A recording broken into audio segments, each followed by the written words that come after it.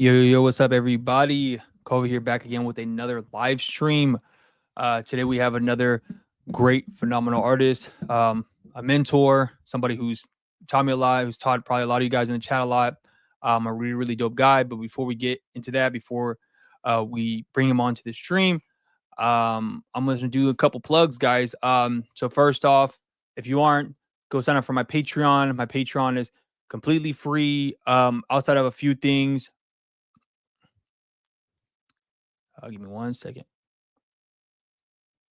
You sign up for my Patreon. On Patreon, you can get access to early content, exclusive content, and then also if you just sign up as a free member, you'll get access to a lot of other things that are on there. Like I do weekly breakdowns of the comics that I picked up that week, and I post like artwork and other things like that. I post reviews of people's comics on there as well for free. That's open to anybody who wants a review of their comic. I'm not like a super master critique of comics, but I do that for people who ask, and I post those on there for free. You get early access to content before it drops on the main YouTube page. I'm also a comic book creator, so if you guys don't know, I make and have my own comics. Pull up the website real quick, and the links to all this will be in the chat. So on my comics, I have some stuff up there available for purchase. So I have AWOL issue number 1 and issue number 2 available. Otaku no Gaijin volume 2, which is a K-Fan book available on my website. Tit for Tat, Troll Call, another K-Fan book. And I also have a couple books that you can download for free as well. So if you go to my website, you can order some comics. And yeah. And also you can sign up for my newsletter. On my newsletter, I just give updates whenever I drop a new comic or have a new product in my store or, things of that nature. So if you guys are interested, go check that out. And without further ado, I'm about to bring in the guy. Yo, what's good, fam? what's up, dog? How you doing? Chilling. How you feeling, bro? I'm good, man. Had a free weekend, open family down. Man. Went out of town for to go visit my wife's family. So I was just like, let me see if I can get somebody on stream this tonight, and we can chop it up and talk about whatever. So Yeah. I seen you were showing off some comics on your stream. Yeah, getting them ready, getting them jazzed up. You know how we do.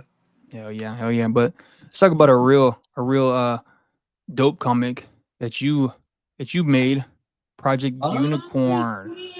Oh shit! Thank you, bro. Yes, sir. Yes, sir. First off, real quick, Cova, man, how's it like? So, are you off work too? Yeah, so I'm off on the weekend, so I'm good. Wow. Good this weekend. Okay, so Chilling. you're off on the weekends and your family's gone. When was when was the last time you had like alone time? Like this, yeah. like this kind of Probably situation? sometime during the summer. My wife usually takes the kids down there to go on my father-in-law's like boat and go hang out and stuff. So that's probably the last time I had time to myself. And usually when I have this weekend to myself, I usually like fix up the house and then like take care of just whatever. And then I try to be as productive as possible creatively. So like before, like if today, what I did was I knocked out like 2 pages of AWOL number 4, cleaned up, downstairs, just little shit right like that. Took a nap. Yep. Oh my Took gosh. a nice little That was nap. probably the best nap ever, bro. Yeah. Just a good little nap. But yeah. Totally. Okay. Yeah. I was just curious, man, because I'm like, this guy, because Cova, man, I be feeling lazy. Like I didn't do anything next to this dude. So I'm honored to be here, Cova. Hell yeah. All right, so this you got a new webcam or what? No, this is my iPad. Oh, it's like following you around. So I was wondering. Is it? Oh, my bad. Let me see. It's like no, that's fine. It was interesting because there's certain like webcams that do that. They have like the little tracking motion thing, but oh, gotcha. So I was wondering, like, man, my boy upgraded to the new webcam. Yeah, 2.0 Mossy. Yes, sir. All right, so like, let's get into it. So, what was like the inspiration for Project Unicorn? So it was interesting because I got back from Japan and I was like, well, I'm gonna do a manga. I was like, that's what I'm doing, and so I had all the supplies, and this was after I went to Japan to honor my friend Ed Piscor. So did that, got a bunch of supplies for the homies, got supplies for you. Yep. And then I was like, okay, well, I'm gonna make a manga. in a very traditional form because I had the supplies. I just came from that. I felt because I was there for 6 weeks, and it felt like I was there doing a like residency because this time I just went there and lived. I didn't. I mean, I bought a lot of stuff, but it wasn't like the manga quest peak that me and Eddie would do. This was more me reflecting, going into like my discipline of living in Japan versus being a tourist. And so when I came back, I carried that energy through the book. And so the Yeah. page that we're on, that first page that you were just on, Cova, Hmm. that one was the concept page for the entire book. So there's the three parts. The first story is the lover. The story that I'm working on now is the cult, and then the third story is going to be the prophecy. So it's a three-parter. Dope, man. I remember when you were working on this, and I just love how you utilize YouTube and the streaming like platform in order to show your work and actually like Mm-hmm. show you present, making the comics and the pages and things like that. I think that's Right. something new that people, a lot of comic book artists don't do that. A lot of comic artists, they don't live stream a lot of the times, and utilize some of these social media platforms in a good way, where I feel like you've cultivated a strong following of people who really, appreciate and like the work, and as well as like to interact with you while you work. Because again, you're one of the people that I've been able to see actually do work and then interact with people as well, and be like entertaining, answer questions and stuff like that. So I think it's only the person I've seen be able to do that maybe is like David Finch, but he's also when he would live stream, he would live stream like with his wife, so she would be able to filter out the questions with them. Oh But yeah, yeah. man, so it's just super dope, and that is interesting that you went down to Japan, you kind of soaked in the energy and the life that was out there. Kind of got away from being in Ohio, which I know you love Mm-hmm. Ohio, but going to Japan was a whole Yeah, nother that's a another. whole different world. Yeah, yeah, for sure. So that's I love this comic. When I read it, I thought it was super dope. I loved everything about it. Oh man, And I know thank you did you. the Kickstarter for it, and we talked about this before on your channel. But I mean, if you want to run down just quickly, just how that Kickstarter was for you, and how that process was leading up to deciding, okay, I'm gonna do a Kickstarter, and then how that went after that. Yeah, totally. So everyone was hounding me to do a Kickstarter, and I was like, cool. Like I wasn't really tripping off of it because I can typically just sell a comic. Like Yeah. that's not hard because it's built into my whole branding. Um, and so people kept encouraging me to do it, and I'm really grateful for doing it because I was able to get it funded. It took I think it took about a week to get it fully funded, to which was $2,000, I think, and then it got to 2,500. Now that equivalent is to 75 comics. That's how many people supported it. So it kind of shows you the value in doing a Kickstarter because that is a quantifiable number that you can get excited about versus selling 10 books here, 5 books here, so on and so on. You're just trickling in the money. So that doesn't really give you that same, you're like, oh, I can buy my kids something. I Hmm. can buy myself this, whatever I wanted for that time, like this video game. But you're never going to get the equivalent to how it feels like to get a check, and that's what we're familiar with as Americans with going to jobs, stuff like that. So to actually experience the Kickstarter was really impressive and well, not impressed. Yeah, I was impressed by the system and I enjoyed it. So yeah, so it went really well. Didn't have to do much promo because I was already dropping the book, and like you were talking about, my promo was built into it by making the pages on the live stream. So it was all those were the key components that made it successful. And so it gave me I don't lack confidence in that area, but it gave me a lot of reassurance. That would be the word, Cova. Reassurance. Yeah, for sure. I felt the same way. Like it definitely reassured me that I was moving in the right direction when I did my Kickstarter for AWOL. I feel like a year ago, I probably wouldn't have been able to get that money, or be able to get people to want to dedicate their money or support my Kickstarter. Whereas this year, I felt confident enough to do it. And I'm the same as you. I don't really have any like lack of confidence when it comes to like putting myself out there. But just because you're not confident doesn't mean people are, necessarily going to support or even care. Because there's a lot of people Right. on the internet who are like, cocky or whatever, and Mm-hmm. nobody gives a, nobody cares. Like, okay, that guy's just an asshole, whatever, and then just move forward.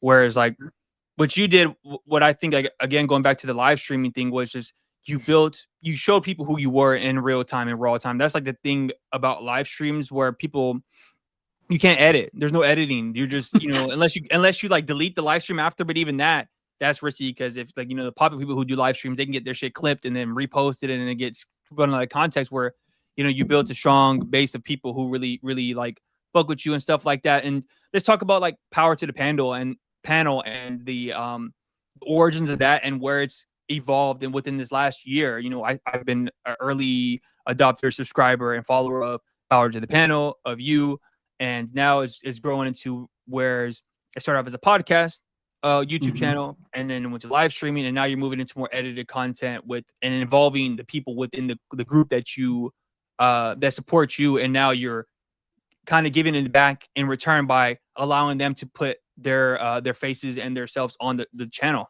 So how has that Mm-hmm. process been for you and journey for you? Yeah, it's been really exciting. I actually, you inspired me a lot with that, with your channel, because as part of Cartoon Kayfabe, I was a guest on there for a few episodes, and so but I was there from the beginning with Eddie and Jimmy. So like Eddie, I knew the channel was going up. I think I actually had the channel up, just not launched like a month before. So like I was already like saw the video like a month prior or whatever before it dropped. And so being there from the beginning and to see the growth of that channel through COVID and then to see how they scaled that and then to be there on the to experience it on their side of the table, I learned a lot. And then but what was still kind of abstracted for me was the professionalism, and and that's where I learned from you, because the way you engage with your channel is a really effective way. So like the way you engage with the comments, or the way you engage with the way you make the video, or what you're making the video about, like got to see it in real time.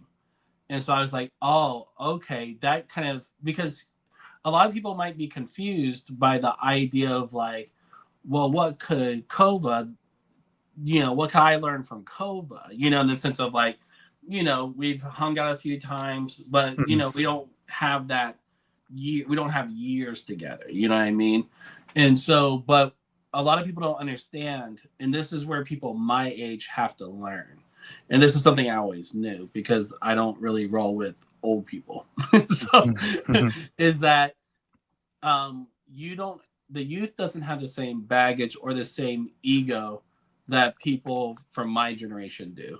So somebody like a Cova doesn't have a concern about being wrong or being right. You're presenting your perspective and you respect yourself. And so in that return happens.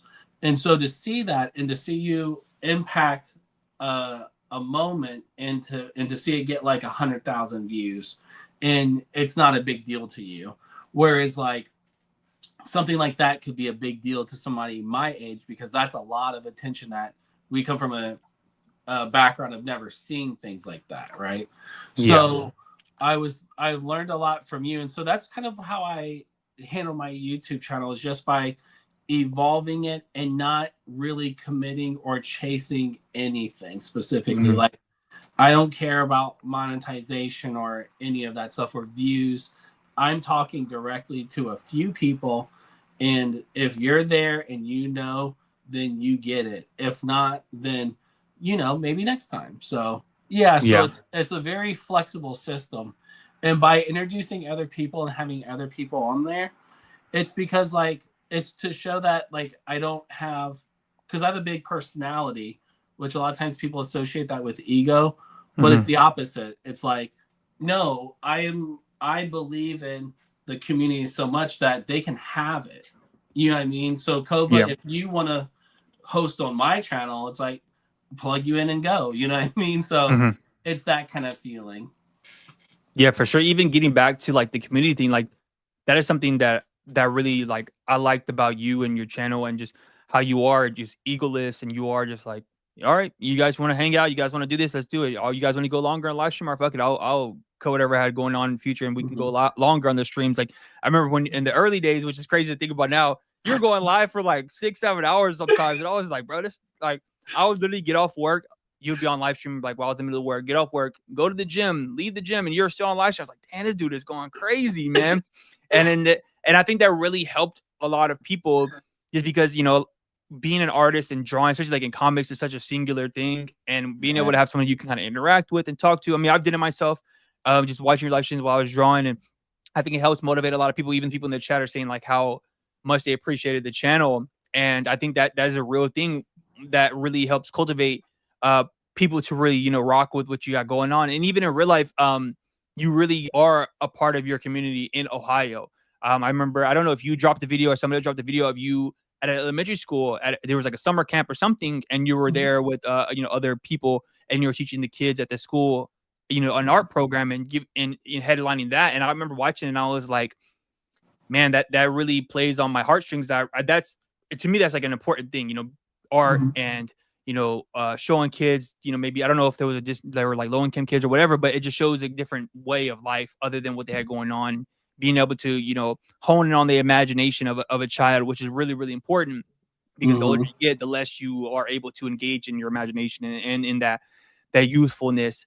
And so, how was that experience? How did you get involved with starting to engage with your community in that way? And Mm-hmm. then, how has that helped you, or even like brought back to you and how has that been for you?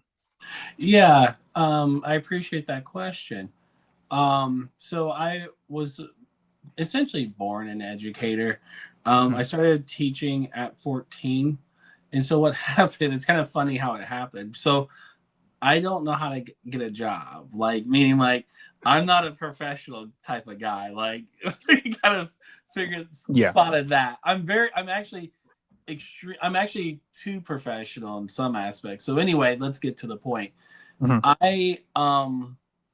I was my mom worked at a daycare at the church, and it was through a YMCA, and I was at a Methodist church as a kid, and then what happened? So then I was too old to go to the daycare because I didn't have to.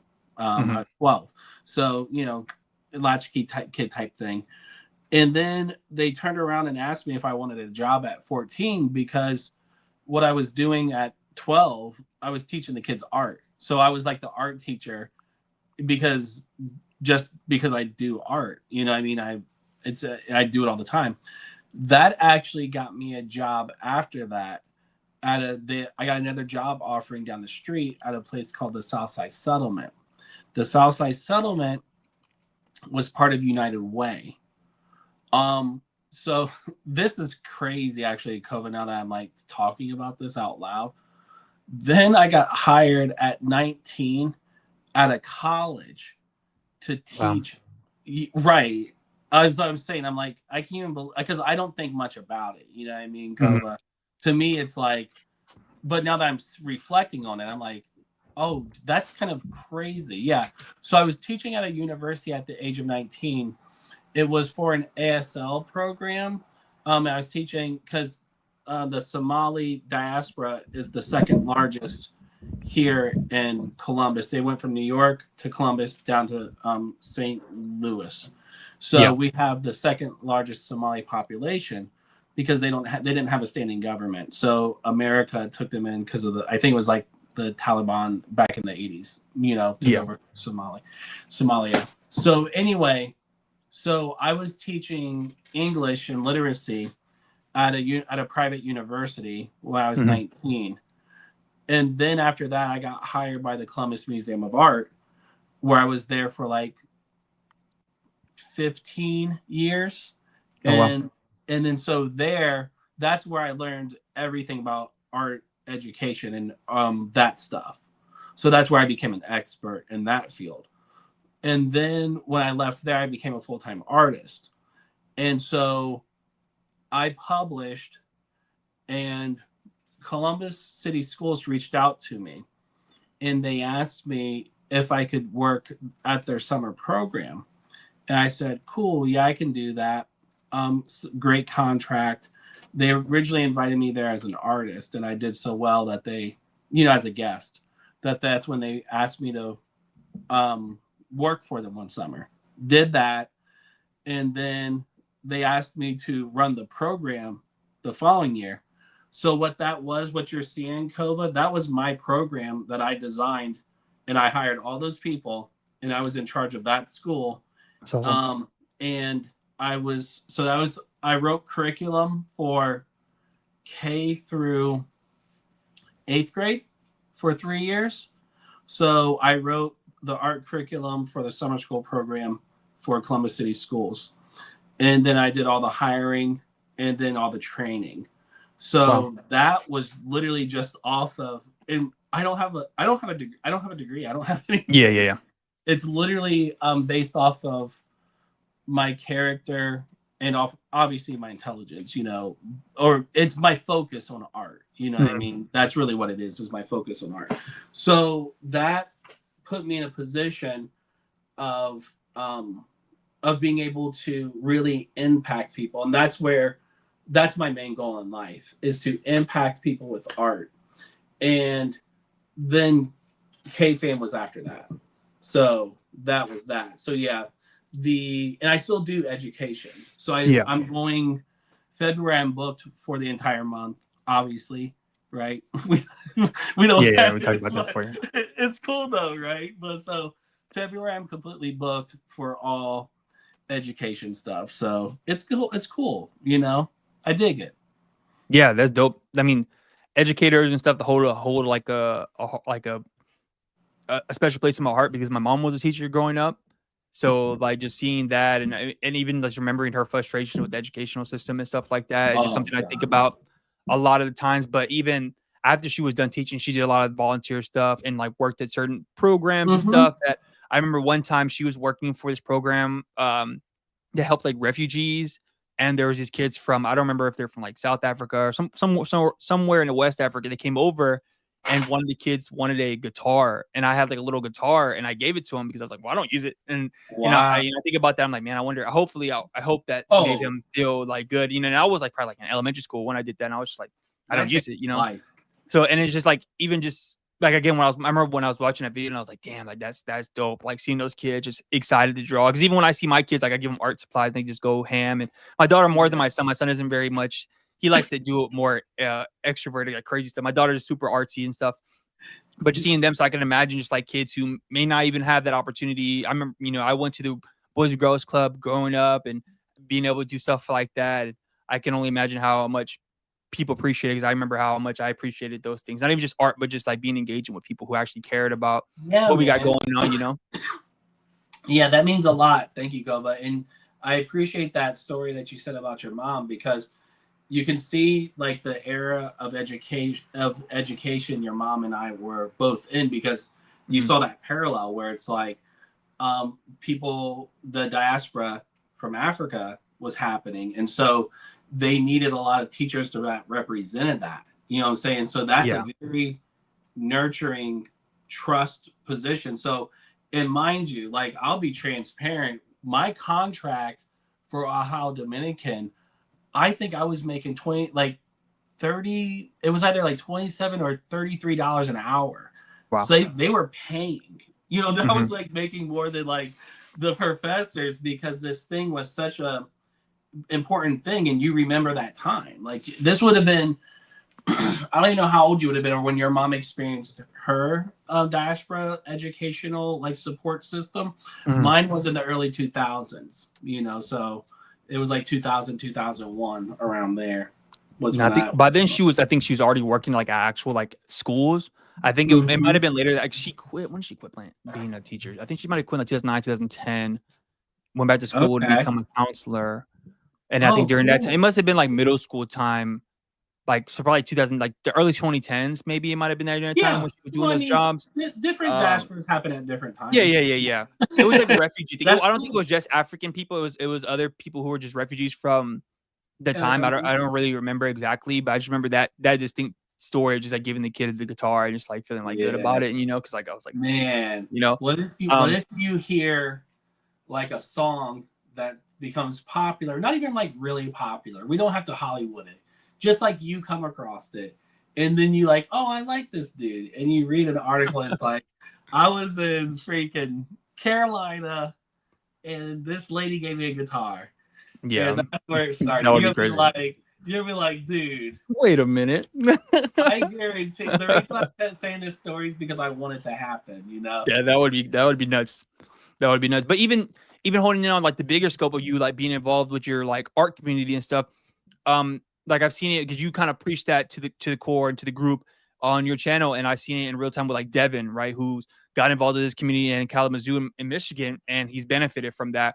And even looking at that, how has that benefited you? Because I know you've talked about like grants and doing things, and being able to benefit monetarily from being involved with your community. About is either doing like murals, the community classes, and stuff like that. So how did you start figuring and that aspect out of like, okay, maybe I can make a livable lifestyle out of just giving art to the community? Yeah, so a lot of times artists do this weird approach. And it never that's why they're not successful. Mm-hmm. With this taking. It's Yeah. the aspect of taking. Mm-hmm. And um as as a man, that's pretty pathetic.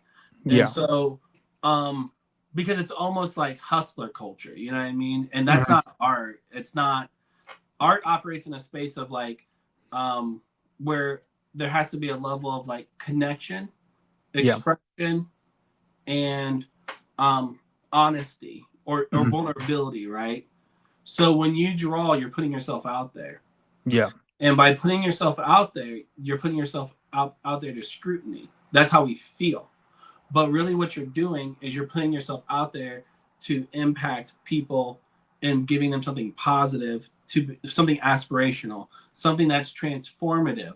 And so when you're in a position of somebody who takes from the art, you're thinking of it and you have the wrong intention. So you're coming from a space of weakness and like insecurity versus if you just let the art come out and it connects to somebody, you can't deny that expression.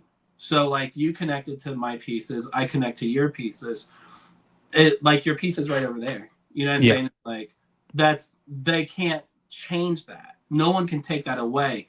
But if I was to seduce you with art and make it something beautiful and sexy in order to manipulate your feelings, that's not the right intention. You know what I mean? So I'm not going to target you because you're rich. I'm not even going to target you. I'm going to do my thing and I'm going to share it. And then if you connect to it, then cool, you dig it. If you don't, then you won't even see it. It would be a mirage, right? So, Yeah. or a phantom in that case. So it's kind of like that, but to make it in a, but to explain it in a less like um, abstract form, you can. There's two aspects of art. By giving the art, you're you're changing, you're inviting people. Mm-hmm. Versus if you're approaching it as like hustling, like you're looking for the money, you're looking how to make get the hook, get that money, then it's very limiting because Yeah. the money is a byproduct of the work. So I don't even have to draw to make money. People will support me just for showing up as an artist. Yeah. And that's profound because I'm like, and that's the level I'm trying to get people to. I So see like, that. so Devin has that it, you know, Mm-hmm. Eddie had the it. Yeah. Like you have it, right? There's very specific, and it's not, and it's ebb and flows. It changes, right? Mm-hmm. It's not exempt from scrutiny, right? It's all in development. It's people who are putting themselves out there, and they're doing the best they can with, and not worrying about how it looks. So that's really what it comes down to, and that's easy to separate those people. you know. And I don't even Yeah. knock the people who are doing it for the money, in that sense. But I do question like the character if they're working with me, because it's like, hey, that's not my DNA, that's not my makeup. We don't even align in the same value, and that's the difference. And I think that's where we have a connection where you're like, oh, I really resonate with the education stuff, you know, Yeah. stuff like that. Yeah, I'm definitely just for just giving stuff like as far as art goes, because I just feel like why not? Because I mean, even because I make comics, and comics is a medium that is meant to be enjoyed and shown to other people. It's not meant to be like beholden, held together, held to your heart. You make it for the purpose of commercializing it, essentially, right? And even when I was just doing my Kickstarter, I was essentially just on some like I'm just gonna try to give as much to everybody as possible because why not? Oh, I bro, don't I care. learned Like, so much, man. Cova, can you talk about that actually? I know that you're interviewing me, but yeah, yeah. I learned a lot from you on that. I was like an add-on. I said, bro, just what?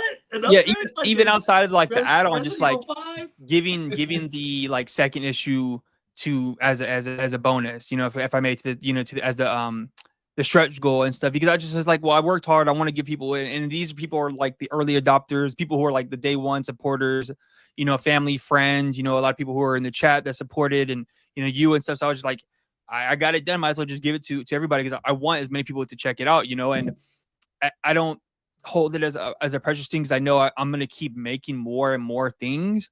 And I don't think that I'm not in it to make a ton of money. I'm here to express the stories, give out the stories that I want to give out, express the way I want to express myself. And then whoever is interested in checking that out, I want to be able to give it to you in the most easiest, accessible way as possible.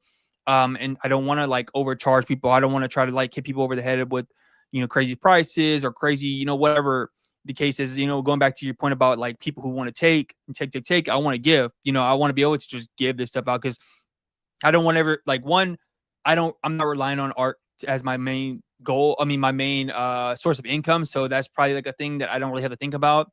And two is just like I'm making it for you guys. Like I brought it out in the world for myself, and now I want to give it to you guys to enjoy and even give me a critique back and things like that.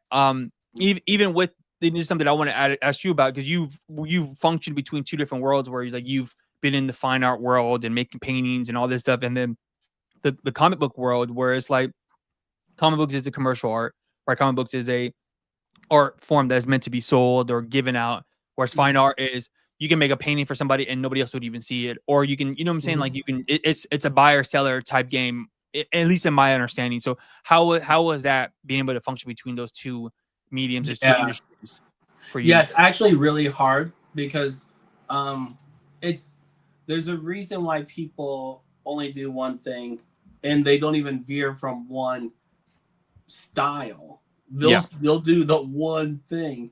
And so if you notice, I have a really bad short-term memory. And so a lot of people associate that with me being aloof.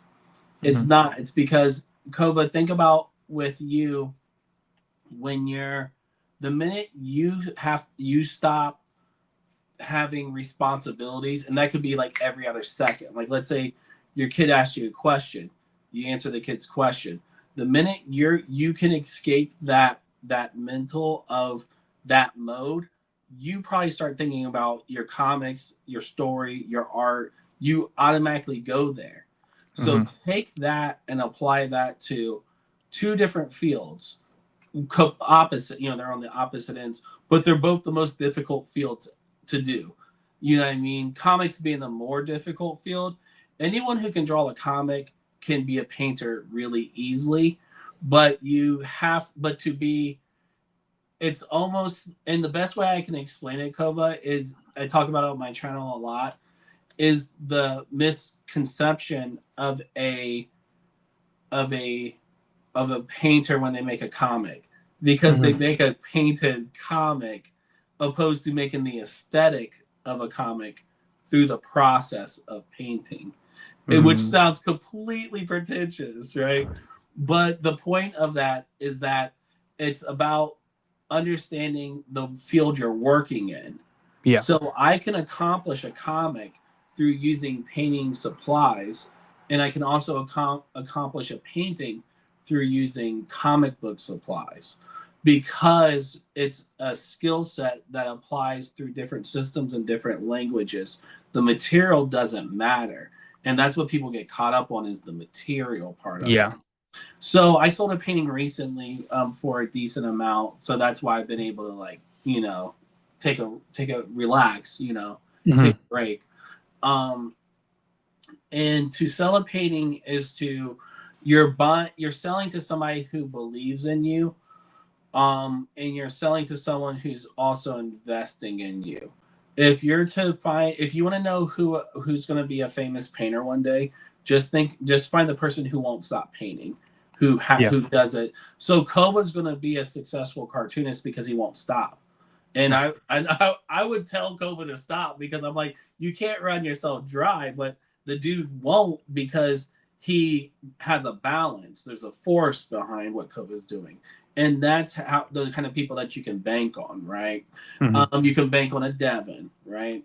It doesn't matter the age. So when it comes to painting and you're using those faculties, a lot of it is a different ball game, and that ball game is you're making all the story into one image, right? Versus a comic, you're telling the story through panels.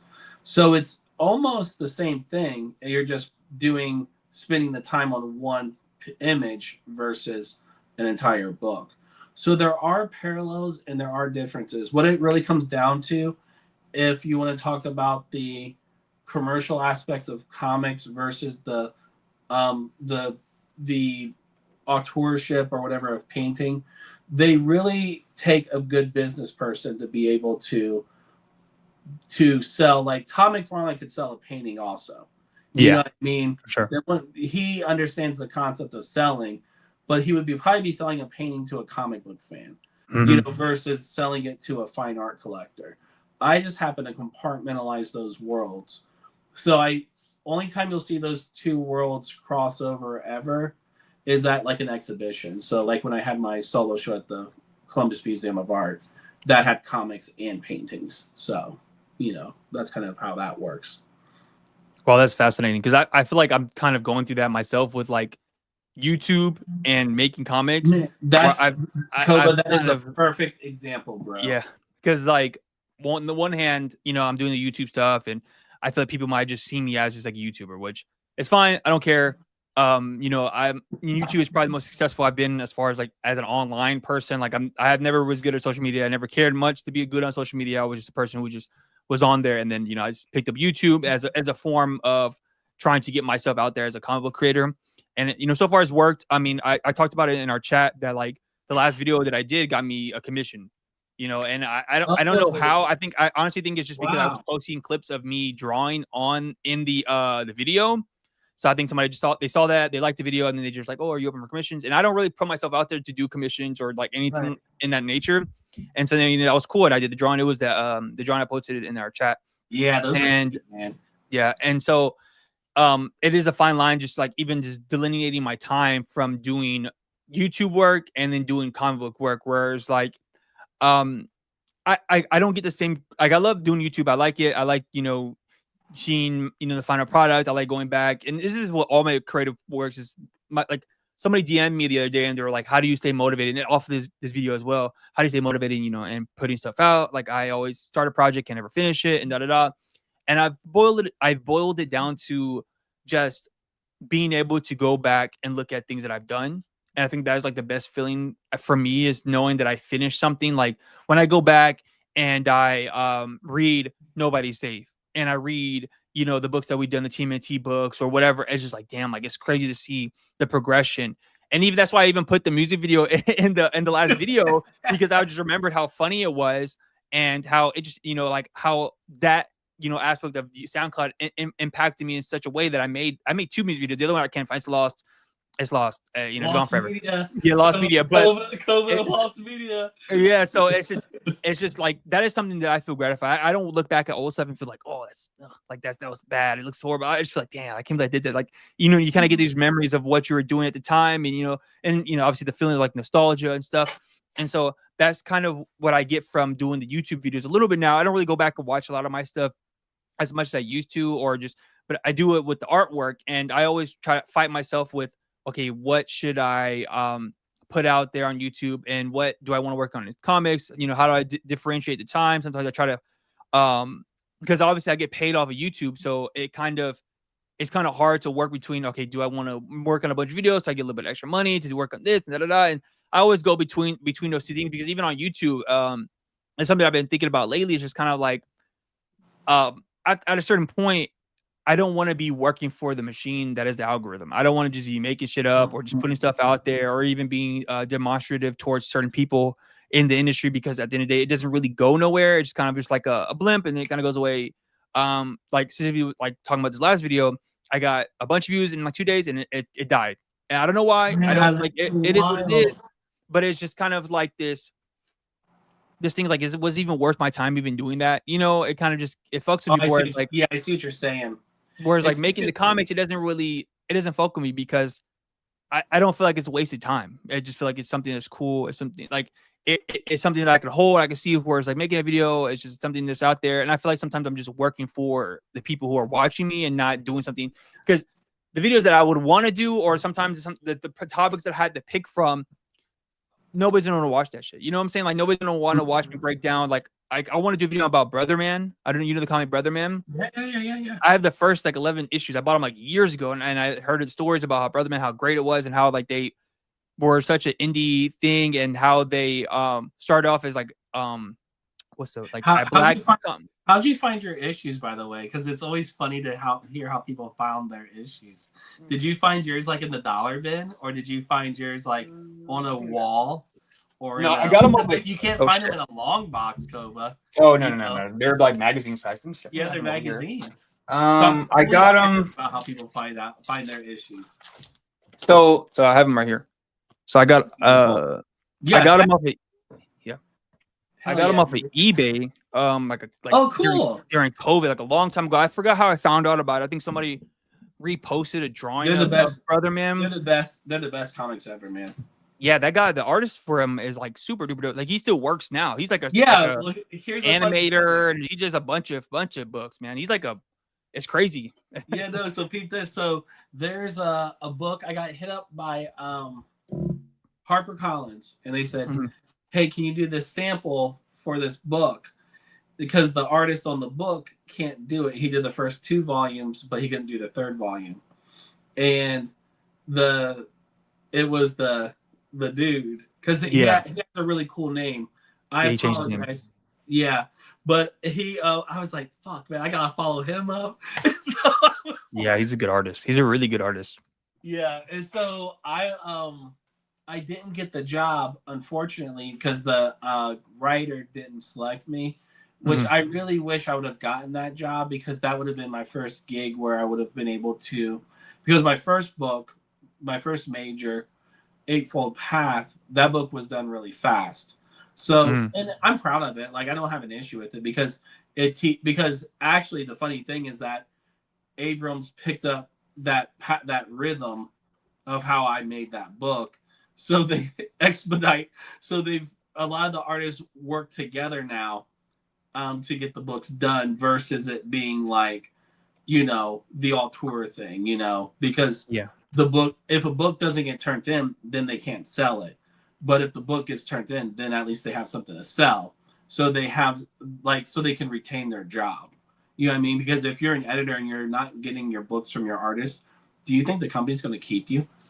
It doesn't work. It doesn't work that way. So I'm not saying that they adopted it fully, but in the future books, you can read articles about how they collaborated and people did stuff together. So it's a good system, and I've applied that system to KFAM in the books we do over there. It's the same thing, except actually it's more hardcore. That's why I think there's so much kinetic energy in the KFAM and the community and the Power of the Panel stuff. But Cova, I wanted to back up, and I hope I can recall this point.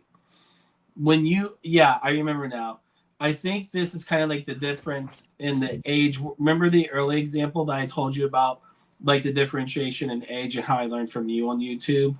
Yeah. What I'm seeing from when you were talking about and what I understood with this idea where you're questioning, like, oh man, like, because I see you as an artist, like, but I'm also, I don't see people, I don't see somebody who's talented. I don't see them as a YouTuber. I see them as whatever they identify as. So like, I don't see, a lot of people don't even know the Atlanta guy. What's his name? Donald Glover. Donald Glover. Yeah, he was a YouTuber. Yeah. But he's a writer. You know what I mean? So people don't understand that concept. So it's like, no, you just happen to, this is the platform you're on.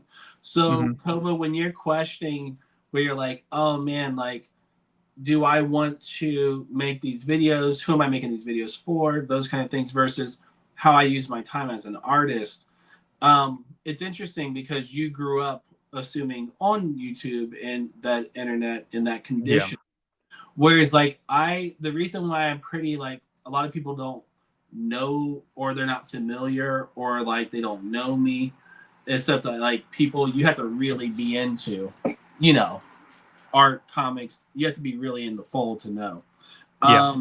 It comes from a space of trying not to be mechanistic. You know what I mean? Not to, because I always challenge those notions. Like, I'm not going to make a YouTube video to entertain somebody. You know what I mean? It's like, but I'm not, but because I'd rather express it in a comic. You know what I mean?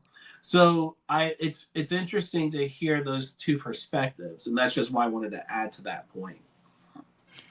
Yeah, I mean, just I've talked about this numerous amount of times. Like, once I just kind of seen what the landscape is, as far as just, you know, how to get people's attention, and even with comics, where a lot of people will complain and talk about how hard it is to get people to read your shit, and there's so many other platforms to utilize, whether good or bad, in order to get people to support your stuff and want to read it. You know, and you see all these, like, you know, like the Comics Gate guys and all these like people who are online who have, you know, punched down and like hammer on their points super crazy, and then you see them making all this money, and I'm just like, well, I could do that too, but except for, you know, not being a fucking asshole. But you know, and so I just feel like I'm just trying to utilize it the best way as possible, and not be, you know, shitty or anything like that. It does just get hard after a while, just kind of like, you know, not to talk bad about the people in that who are collectively a part of comics as a whole, but like the fandoms aren't, you know, it's just not, you know. And then the older I get, the more I like learn, and the philosophies and political views that I've started to gain over these last couple of years, and it just doesn't seem to line up with a lot of things that I'm putting out there, or people just don't even understand what I'm talking about and just assume, you know, the worst or whatever. And totally, even like, you know, you guys look at some of the comments, y'all see the people and they're like, you know, you guys are just like, what the fuck are these people talking about? And then I get that like a bunch more, and it's gotten to the point where I guess kind of got a little cynical about it, and I'm just like, I don't even know these people are real. I don't even know if they watched the video all the way through to even comprehend the context of what I'm trying to say. And it just kind of gets annoying, because I'm just like, I'm trying to get a point across that is, to me, important. You know, I'm not just doing gossip. I'm not trying to just make shit up or just say so. I'm trying to give a poignant slander. Like, I'm trying to give a poignant point. You know, not to like, you know, be all douchey about it, but I'm trying, at least in my mind, I'm trying to give like a poignant point about things that I'm seeing within the like comic book space and stuff. Yeah, and you're an artist. You're supposed to challenge these notions and give opinions. That's our job.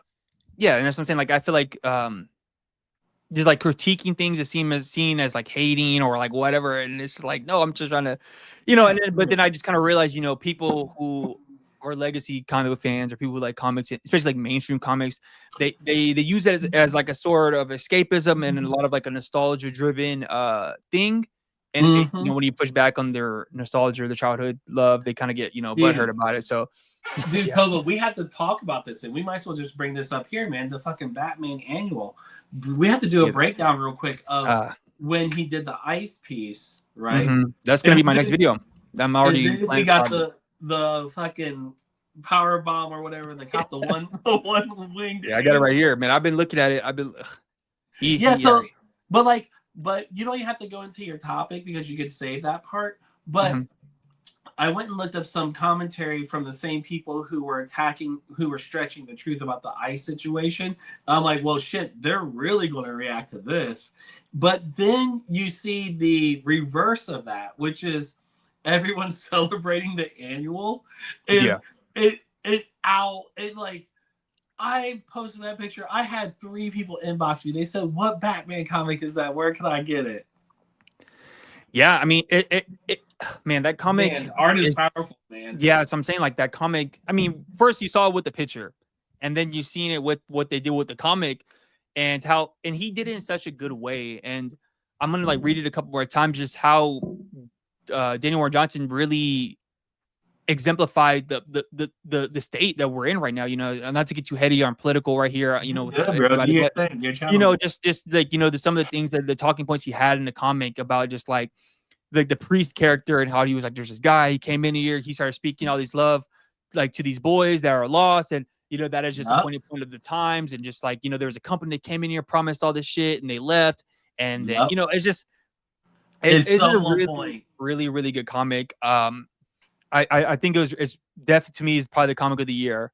I feel bad for James Herron, who had to follow up on there, and you know his comic was really good too, you know, had a really good, but it's just like, yeah, that Daniel Johnson, he killed because it was almost set up for him to knock it out the park. It's like, bro, it's like, because I read his Wonder Woman book, and I see how much admiration he gets from our community. So I was like, man, I respect this guy because he's only been nice to Vero, only been nice to you, been nice to Jeremy, he's nice to everybody. He's a sweetheart, yeah. And you really have to really stand up and speak truth to power when you see somebody doing the right thing, man. And like, it's one of those things where it's, man, shout outs to that dude, man. Like, I don't even know him, and I don't even like I said, I only read the one book, but like after seeing that annual and seeing how people connect to it, it's like, man, that guy is really pushing the medium, you know what I mean? And like he's doing his damn thing, and he's popping off, like, bro, and he's doing it with a mainstream ass character. Bro, it's crazy. Like fucking Batman. Are you serious? Like Batman is literally the best. Like all the Batman titles are like the top 5 best-selling comics at all. Like all the Batman titles that are right now are the best-selling comics right now. Yes, sir. So it's like, man, it's crazy. Because I went to the comic book shop, bro, and the top rack, it had all absolutes, and it was thick, bro. It was like, yeah, my shop same. Shops are eating, bro. Shops are eating. I saw something that like the comic sales are up by like at least like 20% this year because of the absolute stuff, what they've been doing with that stuff. So really? Yeah, that's awesome, man. Yeah. Yeah. Real quick, nah, Tim, this is coffee, man. I ain't drinking. Orange spice. Do you want to flip the cameras and continue conversation and start drawing and stuff, or? Yeah, that's cool. Yeah, let's do it. Yeah, I'll have to do a adjustment for my setup. I'll have to. Yeah, no worries, man. Okay, cool. Yeah, let's do it. All right. Let's give these people a show. Right. Exactly. They're like, you know what we're here for, guys. We're trying to teach slap some fucking ink. Shut up about Batman. Exactly. Yeah, but that comic is like, when I first read it, I was just like, yeah, this is gonna be the best comic. Dude, that book, it's nuts. I'm like, I saw that, I said, man, how are they getting away with this? This is all. Yeah, and the action in there was crazy. He was like, they were like beating the shit out of those cops and stuff. Those guys, like he was like the impact he's able to. Let me see. Let me put. There's one page where he like, man, it's like, look at this. Just knees the fuck out of the dude. Yeah, that page was crazy. Nuts. I was like, fucking powerbomb. This is demonic. Yeah, he had Batman going crazy in this shit, man. Yeah, man. And the exaggeration and the distortion is so it's so nimble. It dances, you know what I mean? It's like, it's really beautiful. That book is a beautiful book. Yeah, he did a damn thing with this one for sure, man. I don't even know. Oh my gosh. Yeah, I don't think we're ever gonna see anything like this. No. Wait till the what was it? The Batman versus Antifa annual comes out. God, bro. Yeah, that look at this panel. I'm trying to like think of, like I try to watch the videos of the cope from the haters, and I'm just like, man, y'all really ain't got Pulling at straws. You know, this should, even if you not even care about the politics, just the artwork alone is just super dope. Right, exactly. Yeah, I had the artwork is colors. it's like, I'm no man, he's covers. drawing his ass off, dude. That he's doing the damn dope. thing. Yeah, I bought 2 covers. Oh, did you? Hell yeah! I had to stop myself buying all 3 of them. I was like, man, let me stop. Yeah, you was gonna be hyped, bro. I would have done the same thing though, but I was like, in and out real quick because the shop has all the Spider-Mans. Somebody turned in their whole collection, and I said, this is too dangerous for me. I can't be up.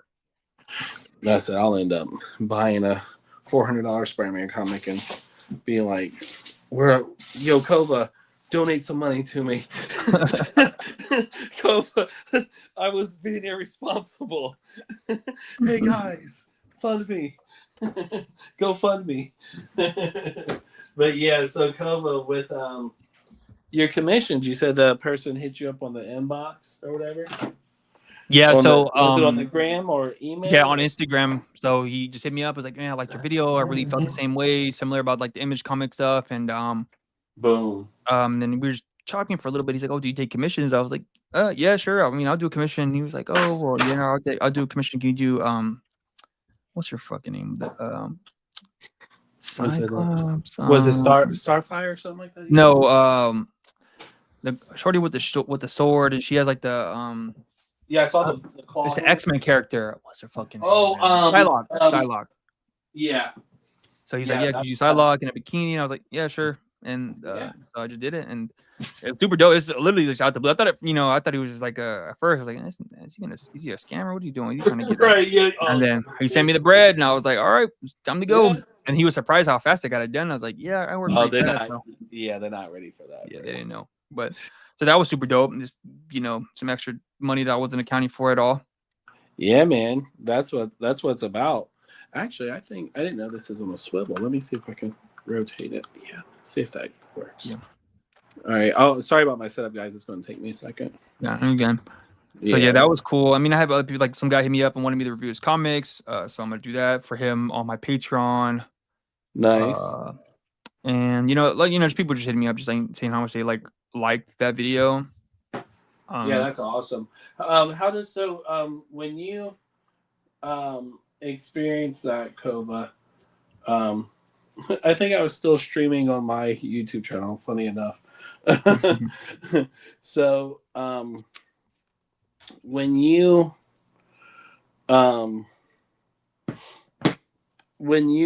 get feedback on your videos, do you get like a lot of people messaging you, or is it like depending on the video type thing? It depends. Like the one I think I got the most feedback on, like outside of YouTube, was my Black superhero one. Oh man, that one I had like a lot of people. My boy John Jennings came through and was showing it or whatever. Yeah, he said he told me when I met him at the Atlantic Comic Con. He told me, isn't John Jennings awesome? Yeah, he's a cool guy. What's her name? Professor Quinna Whitted. I met her at the Comic Con, the same one. She was there, and she told me, it's great. She told me that Sanford Green sent her the video, and I was like, whoa, like there you go, bro. I thought that was super dope. I was like, wow, well, that's cool. And it's funny enough, I was more nervous trying to like talk to her than I was with any other comic book girl. And she's not even a comic book artist; she's just a professor at a school. Yeah, it's just because she's like respectable, because she's been in the game, Yeah, she has a bunch of books written about the all that history and stuff. And that's like was like a main. Like she figured it out. Yeah, a long time ago, and so I was like, man, because she like stuck with it when it wasn't cool, Mm-hmm. So yeah, that was super cool, and I think that those two, I haven't really gotten a lot of other videos that I've gotten a lot of outside of YouTube comment feedback. Mm-hmm. But that's cool that you're getting love and support from the community, man. Like that. Whenever I get support from the community, that's always more important to me than like any like big name or whatever, you know what I Yeah, mean? yeah. So it's like we know that feeling. So I dig that a lot. That's dope. Yeah, And it's it super makes cool. sense though, because like what we were talking about, Cova, with you, um, with that dude inboxing you, it's Mhm. like he was like he connected to your video. He was like, "Oh, I like your video," and so he was buying your art because he respects you. You see the difference? Like that's what I'm saying. Like these people don't get it. Mhm. So where it's like where they're trying to take, it's like no, you want to connect with a person and then they support. So it's like that's why I don't ever trip. Where I'm like, no, people hit me up. I get support all the time because it's like they connect, it resonates. So it's like, and that's the power of art. So you know, I can when you explain that, that made me really happy. Yeah, yeah. It was a surreal experience for sure. It made me realize like how real that stuff is. At least for in my perspective, like I didn't really think people cared that much, or just it was just a click and then it was a get off and that was it. Mhm. So definitely opened my eyes to what it really is, and those are those little things that kind of keep me motivated to keep doing stuff. Like not just stop caring, but Right. Yeah, there's a position of where um and there's a sense of maturity. So like, and I'll even go as far as saying like masculinity, mhm, in the sense of being able to connect through your expression, because that level of vulnerability and that level of care and nurturing has to come from a masculine space, because we don't have much of that to out there. You don't really have a lot of male teachers, stuff like that. And so I think being a cartoonist, I think that's part of our DNA is actually the, teaching it, because it's a very blue collar kind of, art form. yeah, for sure, for sure. So Like, yeah, so it's pretty cool. I dig it. oh, yeah. So how was the transition been for you, like doing the interviews and rolling out the more edited content? How has that been? I know you got your team set up with Dale and Jeremy. How has that process been for you guys? Yeah, it's actually really dope because it's a lot less work for me. Hmm. And the work early on was important because I had to establish like that, because it looks crazy if somebody didn't know, right? They would be like, wait, he's just got these people making videos for his channel while he's collecting the money. You know what I mean? Like it would Hmm. look, anyone could assume that scream nefarious, right? Yeah. But as you can see, because there hasn't been really a good model for what I'm doing, Hmm. and so by sharing that space, it's not about um, the money. It's about getting the.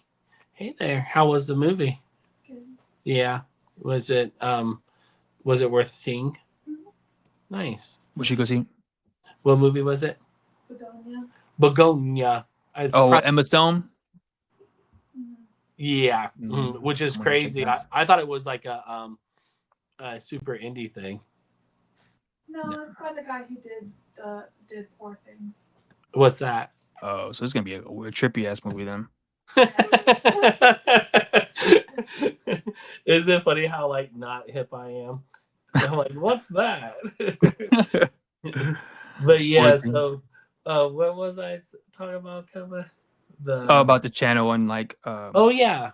So with the channel, the content for making the recorded videos, mhm, I'm starting to dig it a little bit. I'm still kind of addicted to the lies because I like the energy and the vibe. yeah. Um, and there's people who really rely on that for their drawing Mhm, time, and I actually value and respect that, because they get motivated, or they because they've conditioned by this point that like if I'm live then I'm drawing, or that I'm hosting so that they can draw. And I think that's a really important component, because I think going forward in the future, what I'm showing is a lot of different new avenues of how comics can be made. One, I don't have to draw a comic in order for you guys to draw. I can host a session where I'm just talking or DJing or entertaining, and you guys draw. That's what most people like they do, and I acknowledge them. They're seen. We even show their art sometimes. We see progress. That's a very future way of taking education of the drawing room, art school type thing, Yeah. and applying that to real people. And so you guys are and I'll play it for you. I don't give a fuck. Like I apologize, Slow, for playing this, but I think it's important for people to hear. I mean, Slow's still anonymous. Like, people don't know who Slow is, but this message I would like to play real quick, Cova, so that we can have truth to power. Yep. Dude, I just opened up the fucking Discord. Thought with Rachel. Holy shit. Let's fucking go. Let me see here. Hold on. So I think this one is it. how many Oh, yeah. comics have we made? This is incredible. I've been so busy with so much other stuff. I rarely have stopped to even think about just not even the enormity of what the group has assembled collectively together, but all the auxiliary stuff that everyone's done on their own while doing the group stuff. That's amazing. It's just unbelievable, how much we've produced. And we've had no problem scaling. And I don't think, and I'm not saying this isn't a bad thing, but I don't think people in the group are aware enough of how much they've leveled up. You know what I mean? It's fucking, you probably can't hear a word I'm saying, but it's so windy up here. We got the tail end of that hurricane that went out into the Atlantic, but we've got the side of it hitting the coast here. So, yeah, even myself, it's not that the skill has leveled up. I'm sorely behind on it, but the ability to get things done, and especially for me, the big win for me is the doing the thing without giving a shit about the quality. And you know what I mean about that. I'm not. So you get the idea, Cova. Yeah. And so I think that's important for people to hear, because that's a personal conversation, but you can hear the conviction in his heart and his voice that he's like, man, I just checked in and what is going, it's that enthusiasm, that excitement of the making of the process, so that's a big deal. You know what I mean? That's a really big deal. And so having the ability to create that space for people to produce work by just making a YouTube live, that's just one aspect of it. The other one is drawing. So when I draw on the lives, then people can ask questions and learn about the process or shortcuts or techniques, right? And that's even pretty uncommon to people to really draw on YouTube, not the vanity thing, because you can kayfabe live drawing. That's easy. And so overall, my point is, Cova, is that there's so many ways to do YouTube and to get the art out there and to host it and provide space. I still really dig the live. So, but the pre-recorded video gives me, I don't have any stress. Because with live, you have to be careful, but you have to be yourself, and you have to be vulnerable, but you also have to protect yourself. There's a lot that you're Yeah, putting for out. sure. Yeah, I don't think you ever should stop doing the live streams. I think that's what makes your channel more unique than anybody else's. 'Cause like I was saying earlier, that you're able to do the live streams, be entertaining while also producing artwork in a high quality rate, you know. And I think that's what people connect to because again, they get the real, you know, semi unfiltered version of you, you know, compared to like there's other artists who you know go on live stream or do YouTube videos and they kind of like do a lot of the same similar stuff. Oh, let me teach you how to draw this. Let me show you how to do this and da da da. And it's kind of a trap. And even like your channel may not have like a million subscribers or anything like that. I think the people you do have you honed in on are more impactful and more important than like people who have a lot of subscribers. Even I see that with myself with my channel where I mean I have a good amount of subscribers relatively speaking, but not all of them are going out to buy all my shit yet. You know what I'm saying? Not all of them are doing that where the people who support you are doing that in a real way. Oh yeah. So I think that when you is see my super numbers, important. yeah, those numbers are real. So when you see that I have like 7,000 followers, I mean, we know how messed up Instagram is an example, but no, those are real. Like most of those are real people. You know what I mean? Like, it's funny. I actually like, you know, will remove people. Like, I want less followers, if that makes sense, because because it's hard to. Because what happens is, and this is I'll make it quick, Cova. Yeah. There's a misconception of having a lot of followers, because what that does, it's cool, right? When you get like when you have like 1 million or whatever, or like even 50,000.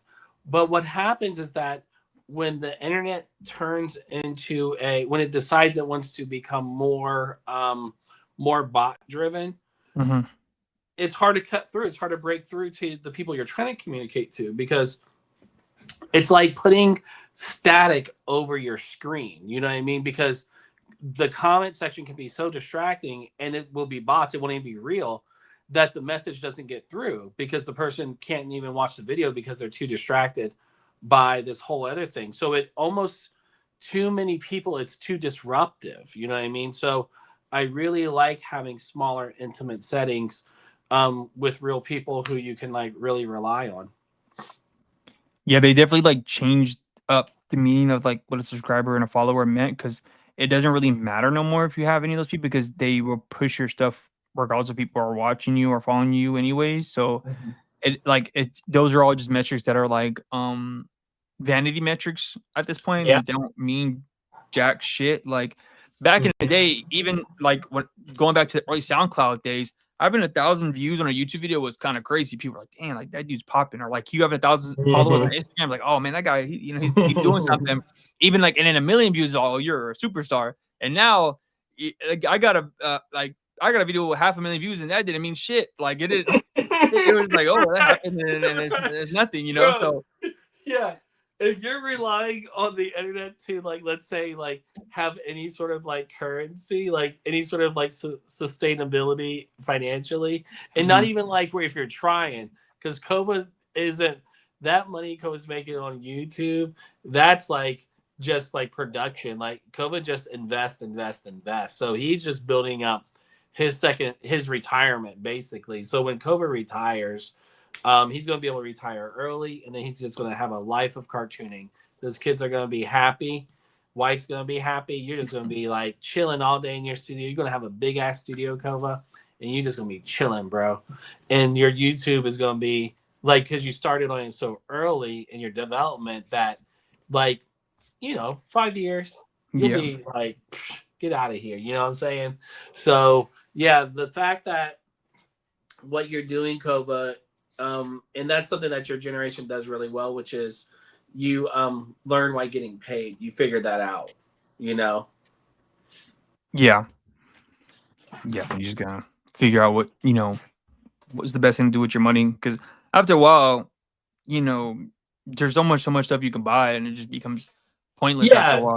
I don't think people realize that. So, because I always think about that, because if people don't know where I live at, like, I'm not going to say the person's name, but they work on all the movies, all all of Ryan Coogler's movies, you know, and they just moved in next door to me. Oh wow! So, but guess what grocery store they shop at? The one which one? The same one I do. You know what I mean? Like, guess where the homeless guy's getting his groceries from? The same grocery store I do. You know what I mean? It's like, no, we're all going to the same grocery store. We have access to the same food. The point is like the money, like, and the status doesn't really mean much once things become very terrestrial, right? When you have to like live your life, you know.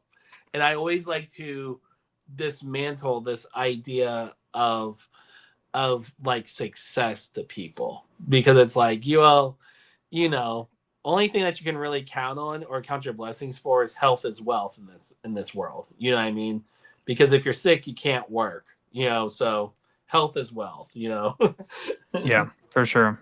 And that is a big thing where there's been a lot of skewing, a lot of like posturing of what success looks like, and was like one of the big points I was pushing in my last video about like what indie success looks like as a comic book creator. Yeah, what is like shown, you know, where people, you know, when I first got back into the space, people were like, "Oh, he just got made all this money, did all this, did all that," and it is. I mean, it's cool, but it's not really a real tangible thing. Where I see somebody like, again, like you, who I see you're always, you know, posted up with people who are like are people who are in the industry, like really in the industry, and people who are doing things that are like, I wouldn't say more meaningful, but just are part of like the grand scheme of things, and it doesn't have to necessarily be like a person who's like a millionaire or a billionaire or a Hollywood, you know, person. It's just like they're just regular people, you know. And that was something that even when I first got into watching your channel that I really liked a lot, whereas you were trying to like just demystify what it means to make comics, what it looks like, what it you know, it really is, and you know, you're essentially kind of proving that with just you know, about it, like your who's it on the message drunk draw? What's the drunk draw? No, the on the voicemail you just played. Oh yeah, slow. Slow, like how you was essentially just saying like, look all the stuff that we're doing, look all the things we've been able to accomplish in such a short period of time, and it's not, you know, and it's real. It's not just like some made up stuff. People are going to shows and be able to sell comics. I mean, I've done it with some of the books that we've done. And think about that, Cova. Think about that in a major way, bro. Like, I designed it to where people really have books. Like, they're competitive now. And it wasn't like we had to put in like grueling hours or anything like that. It was like, if you want to participate, you got 2 days to do it, and then that was it. Yeah. And then you have a book to sell for however long you want to. I mean, it's crazy enough. So I had like one of our TMNT books, and there was a guy at the last show I did, and he was talking about how his homie was like a real big fan of Ninja Turtles, and he has like all this Ninja Turtle stuff. So I have a hard time buying him stuff. So I was like, man, I got this Ninja Turtle book if you want to buy it, and it was the only copy I had left. And so he was like, "Yeah, I'll buy it from you." And I sold the drawing with it. I made, you know, my table bag just off that one sale. Bro, and beautiful, so, man. You know what I'm saying? Like, it's just those things where it's like, if I never did that, I wouldn't, you know, make this sale or whatever, make that connection. And it's just a real thing where, you know, a lot of these people, like I see a lot of people who make groups and they rely on just kind of like doing the individual thing, maybe like, you know, cross promoting, how it works, but if people will come together and just do, you know, a book all together or whatever, that is a really, it's like a winning model that people haven't really adopted or even thought about, you know. I think that is interesting thing. Yeah, it's really fascinating because like the model, it was funny because I sold 2 books today, by the way. So it was like, Vlad sold the last 2 or 4 books he had last week. He's like, the purchases came through the website randomly. I'm like, bro, you don't remember that last summer you and Gabby ran a campaign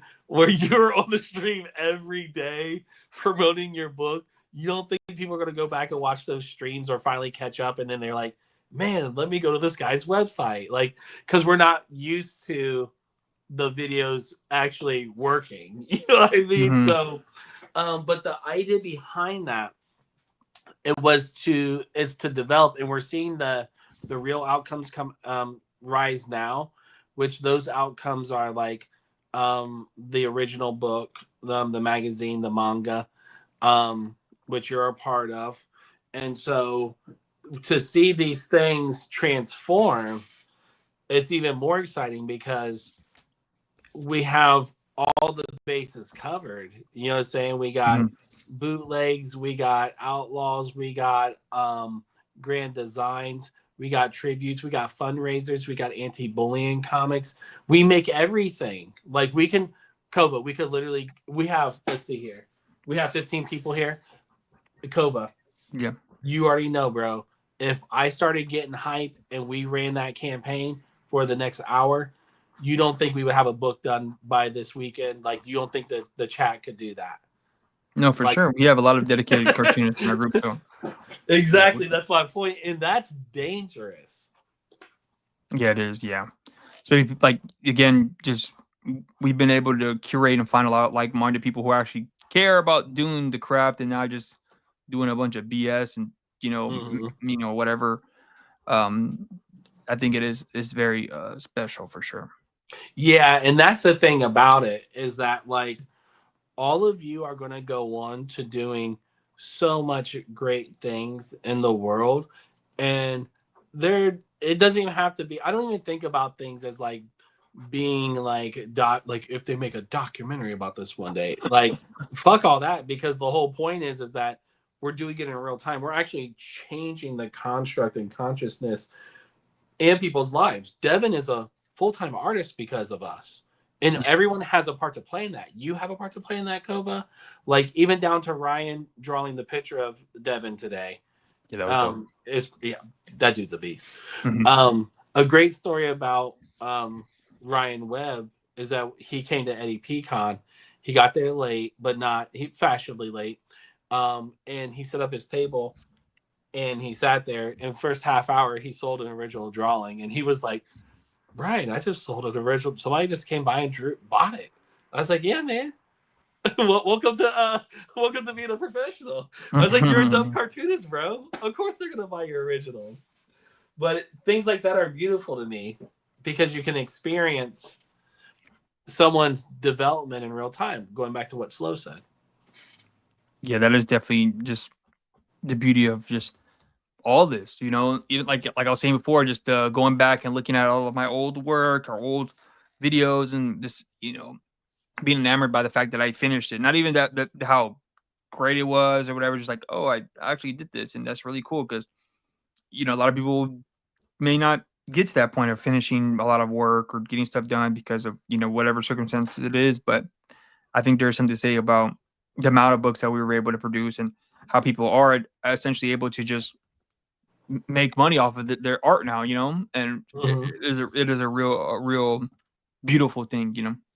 Yeah, because there's if you can just sell one piece of art ever in your life, that's going to transform immediately the way your brain works. Because what happens is that most of the time as humans, especially live the world we live in today, where it's where you pay taxes and there's support systems, you go out and get a job, we know the standards of life.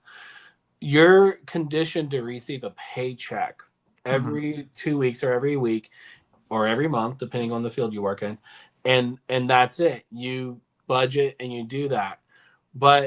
And you usually most artists use art as therapy, even if they're using it as their profession. It comes from a space of where you develop, because it's a space to nurture and express feelings. So when you can sell a piece of art, that transforms you because you're like, it's like being seen, right? It's like, wait, they like me that much that they buy a piece of art. And so once you get that feeling, like that feeling is important, and you don't ever want to like suffocate that flame. You actually want to pour more gasoline onto it. Yeah. So I sold my first piece of artwork when I was like 11, and that just put me on game. I was like, oh, I need to sell more because this feels great. And I've been doing that campaign my entire life, like just connecting the art to the person, Yeah, for sure. That is dope. I mean, I don't even think that much about it. Like I'll sell random pieces like at like shows and stuff, or quick little commissions. I don't really charge too much. I don't really I don't really promote that I do commissions or anything like that because I don't really want to like spend my time doing commissions that much. Right. It can be a trick. Yeah, because whatever. So I always talk about just like, oh man, I lost my train of thought.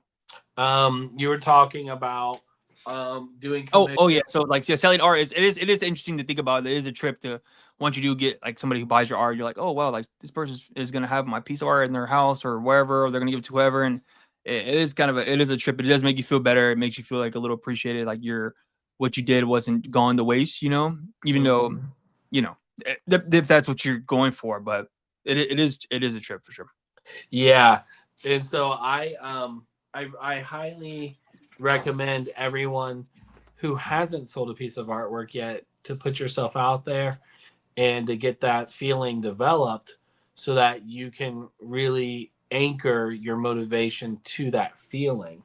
And that's the important thing for people to understand. A lot of times they shame artists for talking about money or being money driven, and that's silly because you shouldn't be. That's like you shouldn't be homeless at your career and your passion. And so if you can find a way to connect it to money, it will also build confidence because your language of how you communicate is through art. And Mhm. if someone supports that, that builds a bigger, like in your brain, the capacity to want to do that more. So it's important. And so I encourage everyone who hasn't sold a piece of artwork yet to get out there and do that. Yeah, I mean that's the feeling I get when I do the YouTube because like I Yeah, know if I YouTube's equivalent to that. Yeah, yeah, totally. just like because again, once I got monetized and I was getting money, it kind of incentivized me even more to do it. Like Oh man, yeah. Rami, he emailed me, he DM'd me a couple of days ago and was like, "Man, those comments you're getting are crazy. Like, how do you deal with all that?" I was like, "Well, you know, the Google AdSense doesn't hurt, so Yeah, they can comment out whatever the fuck they want. I don't care. Like, yeah. I'm, And the funny thing about that, Cova, is that I actually don't comment on people's videos because I'm like, I giving them no money, no 0.5 cents, yeah. So yeah, there's just like Yeah, because it I does think help motivate you. yeah, and I really appreciate you spending that time and talking to the community, and being that representation because, as you know, artists are emotional. I'll be the first. I'm the most emotional artist you will ever meet. I just happen to be a man, so I'm like very like honest about my shit. You know what I'm saying? I don't Mhm. give a fuck, because it's like, but the point is that I don't really react emotionally. If anything, I do the opposite. I'm pretty docile to that because it's exhausting. So what I love about you, Cova, and what you're doing is because you're young and you have that discipline to be able to really, and you're an emotional person. You're not like, you don't, Kova's, I think Cova, you might have like an inch over me maybe. And then so Kova's not like a slouch. Like Cova can take your lunch money, so it's like, so it's one of those things where it's like, people would assume that you weren't sensitive, and you're not like overly sensitive or nothing, but you like manage your emotions extremely well. And Mhm. so I think people look towards you because of that reason, because it's like, man, this guy really is unfazed. Like he really just be like going on about his day. Whereas somebody like a Rami, right? It's like, that guy is emotional. He's because he's passionate. Like you can't Yeah, for ignore sure. his passion. And so I find it to be really cool that you really are a good like model for everyone because you demystify so much. Because think about it this way, bro. Imagine if Eddie like could see your model in real time. Like, not that it would have changed the outcomes, but like that would have been a good source of encouragement. You know what I'm saying? Because you model so well with that. So you just never know. So man, like props to you for being that person and taking the time out to talk to the community to walk them through that process too. Yeah, for sure. I mean, I've had to like learn how to like compartmentalize my emotions in a real way, and even more now, like since I become a dad and all this other stuff, which is even like a Mhm. more of emotional toll because you don't, I don't want to get into like all the things about being a dad, but just being a parent, Yeah. for those who are parents, and it's just like a very much Yeah. an emotional drain and also like emotional exhilaration. It's just like a lot of emotions that go into being a dad. So when it comes to just like the internet and like these random people, it's just kind of like, I don't care. Like, Right, you're like, I got kids. Yeah, I don't give a shit about what the hell you're talking about. Like, you watch my video, you like it, you don't like it, you know. And I learned. I mean, I learned that, you know, early on, just like replying back to comments doesn't really matter.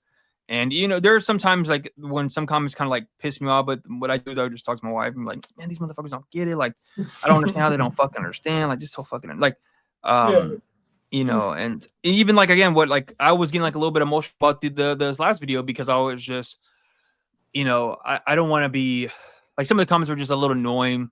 And again, I don't want to come off as like demonstrative. And, you know, some of the thumbnails, when I was making some of the thumbnails, I was like, man, I don't like that thumbnail. But like all the thumbnails that I like, that I feel like I put a lot of artistic idea behind the thumbnails to kind of convey an idea. Those are the thumbnails people give a fuck, but they want the thumbnails that say like, oh, this guy sucks, or this is, and I'm just like, bro, like, oh my God. So, and that's what I was just going back to me, just talking about just being a part of the cog in like the algorithm.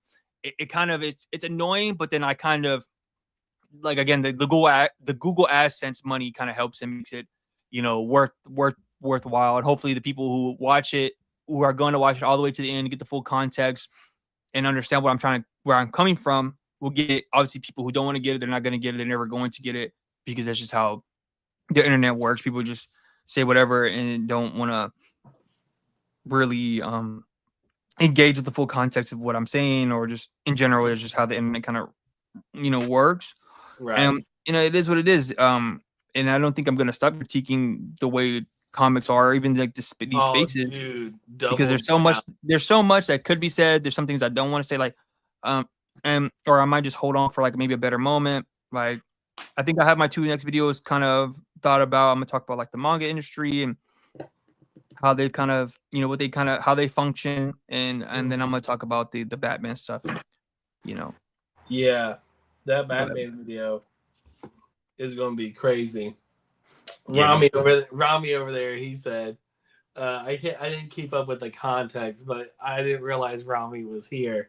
Yeah, Rami, I wasn't saying in a disparaging way you being emotional. I'm saying that you're like, you and I share the same palette of emotional, we have the same emotional plight, you know, but Rami, he snaps quicker than I do.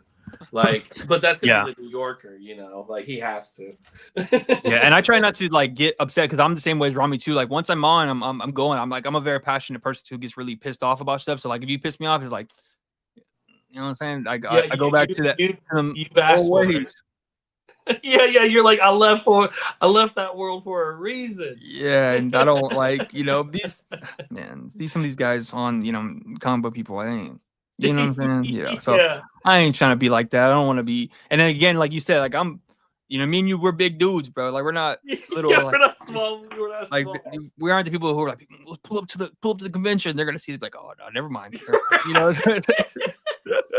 it ain't like that. I don't want to be like that either. We could have a battle of words. I'm not trying to. Yeah, I just want to draw comics, guys. Yeah, I don't want to put my hands on nobody or anything crazy like that. So. Right. Robbie said, "I wear it on my sleeve." I feel you, Robbie. Yeah, I feel you, man. I feel you for sure. So so Cova, let me ask this question, because I haven't been looking at the screen because I'm drawing.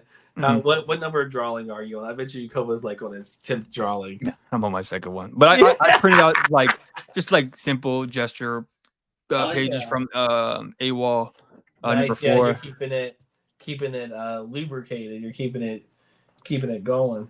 Yeah, I'm doing this one of the one of the bad guys in the third, 4th issue, and then I'm doing one of the main character.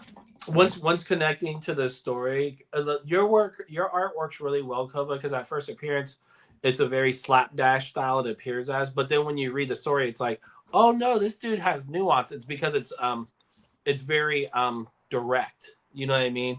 Mm-hmm. So it has this very like visceral, direct expression.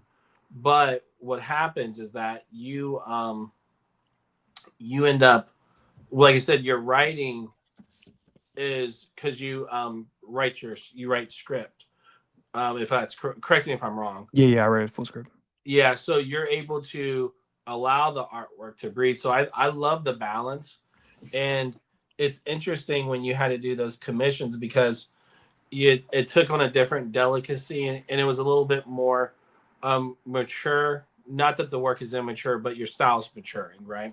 Yeah. And so I was really digging that, and I'm like, oh man, Cova, yeah, Cova's the dude, because it's like, it's always funny when people forget that when it comes down to the basics, like you can draw really well, but people forget because they see the style, so they forget. Like even with me, because I'll do something really fast and really quick, that I can work really polished, like actually too polished, And so I really like seeing the commission because that kind of opened up that bag for you. Oh yeah, man, I appreciate it. Yeah, I'm like starting to figure out like the different ways to go about the work. With the comic book page, you don't want to you don't want to harp down too much on working on something. You don't want to waste all your time going on a page, because at the end of the day, a comic book is supposed to function as something you're supposed to read and not like stare at. And then with the commission, the guy paid me directly, not even with the commissions, just from that. Like I do, sometimes I do designs to work for people as well. And they're paying me directly. I want to give them something that they're going to feel good about, because I know when I commission somebody and they do something that I'm like, oh man, that didn't come out the way I thought they were going to do it. It kind of bums me out, and I don't want to give that feeling to other people. Yeah, man. I try to give the best, I can. And obviously I'm not a slow artist or anything like that, so I don't like take a long time to do stuff. But I also try to make sure, like for that piece that I did, I looked up a bunch of reference, try to figure out how I'm gonna do the layout for everything. So I don't want to like I said, like disappoint. And honestly, I don't know if the guy would have been like, dude, that fucking sucks. I don't think he would have did that. But I don't want him to be even question it. Yeah, or just like, oh, well, I don't want to get a commission from him again, or I don't want to do any of that stuff again. Where if you want to build a good client base of people who rock with your work, and then want to continue supporting it. A lot of times the key is that they have a good experience. Yeah. So exactly. As long as they're having a good experience, you're pretty much cool. But it's easy to fuck up that good experience because there's more things working against you than for you in that case. So it takes a little bit of negotiation. But with your I love those pieces though. Those were because you did did you only do the one? Because you posted in the core a couple drawings, kind of like full body, I think, or am I tripping? Did you have more than one? So I posted the one of Psylocke in the core, and then and every time I do a stream like this, I do a fan art or like a pinup of the characters that I of like fan art of the character that of the comic book artist who I'm interviewing. So I might have posted that a couple of days ago, because I think I streamed with him on Thursday. So I posted that one in there, and I already did a drawing of Project Unicorn. So I was like, yeah, we already got the one here, the classic. Yeah, that was so yeah, that piece is great though, man. So yeah, that's definitely one of my favorites that I've drawn. Cova, so with the so when was your first time like you remember drawing? Like how old were you? In the sense of like where you were like that you can remember, like your youngest memory of drawing. Probably like in elementary school. I think I probably got into drawing, or I would doodle around and mess around. In middle school is when I really got into like, okay, I want to draw for a reason, and that was comics and stuff. That was probably like, so 6th grade, like 5th grade, 6th grade, and then I stopped in 7th grade. That was like my main year of like getting into drawing, trying to like learn how to draw, and seeing it as a thing that I would want to do as an adult or like as a career path. Obviously, then I pivoted as I got older to get into other things, but yeah, just probably like everybody, as like a little kid. Because I've always been into like big on into stories and reading and being a very imaginative person, and so it would just made sense to kind of like want to draw the things that I had going on in my head. So yeah, probably like middle school, and then stopped, got back into it, and last couple of years, and it's just been going from there. And it just seems like a natural progression, just like the way I am as a personality. And as a person, again, like we talked about this before, I'm one of those people who will not listen to anything in the car and just like have conversations with myself to kind of process through thoughts. And I'm always thinking about new ideas and concepts. And even in when I was looking, I did like a bunch of videos looking at my old sketchbooks, and I was thinking about how funny it was, like looking at some like the first ones I had where I was working on a web comic on my Instagram a long time ago. If you guys go back to like the very bottom of my Instagram, I have a web comic on there. It was made for Instagram, and I remember when I was working on that Instagram on that comic for Instagram, I had a sketchbook, and sometimes I would wake up in the middle of the night and be like, "Oh man, I had this cool idea," and I would just doodle it out real quick and then go back to sleep. Shit. And that's just like it's something I had forgot I used to do until I started looking at the sketchbook, and I was like, man, I used to really. So that's just how I kind of function, creatively. And I do the same thing with the my video concepts. I will just talk myself up to like what my thesis is for the video, what my point is going to be. And same thing when I'm working on the comics, I need to just put a tape recorder in my my car and just like record the conversations I have myself, working through everything. But yeah, I've just been a super creative person and in a general sense, Yeah, that's really fascinating to learn about the process, because I used to do, I'm not sure the phrasing would be considered like rope memorization, but it's easier for me to act it out and talk it out. That's why you see me on the streams like goofing off or having fun, because I'm trying to play with the concept or the character or the idea. Mm-hmm. And even if I'm not conveying that verbally, it's still in process. So for example, this drawing of Metropolis from Project Unicron I'm doing, as you know, like if no one knows, you'll see these little things popping off the side. Those were originally my starting lines for the arms, and so I botched them, so I just made them into little things. Like, so the idea of being comfortable enough to visually entertain people through drawing, I think that's kind of where my superpower has been developed over the past, like, since I've been drawing on live streams, because it really opens up where you're forced to do the creative fixing in real time. And by me not penciling, because you're not penciling either, right? You're going straight to it. Yeah, well, I did digital pencils, and I just printed it out. Oh, okay, gotcha. That's my process for like pages and shit, or most of my artwork. I just do digital. Yeah, well, you have a really solid system with that, so I would keep that going. But I always try to show people through failure. So like inking, just going straight to ink, and stuff like that. And even just inking, like the act of inking is a permanent process. So failure is at a high rate for inkers in general. So by me failing on a live and having to learn how to go through that process and really solve the problem, created this whole new style for me, to where it's might be honestly too what's the word, too open of a style, but I like it. So I really like where my art's been at lately. Yeah. And because of the live stream. So there's an interesting parallel that I've been getting better because of streaming. So yeah, that's kind of my process lately. That's dope. Yeah, definitely it puts you I like to call it like trial by fire. Yeah, totally. That's definitely what it is. That's what I was doing essentially, like with all of the comics that I've done before I even joined the group, which is like putting out pages, knocking shit out. As we're now, I think I haven't gotten fully there, but I'm gonna try to move more into more of a integral process of making stuff, and maybe taking a little bit more time and working on things and fleshing stuff out. I see kind of where that gets me. But I think the trial by fire method is important for people to get like those 10,000 hours, get all those, the 1,000 early pages out of them, and just doing that, there's something that I wanted to ask you about. So you've been a comic book fan for a long time since you were younger. How have you,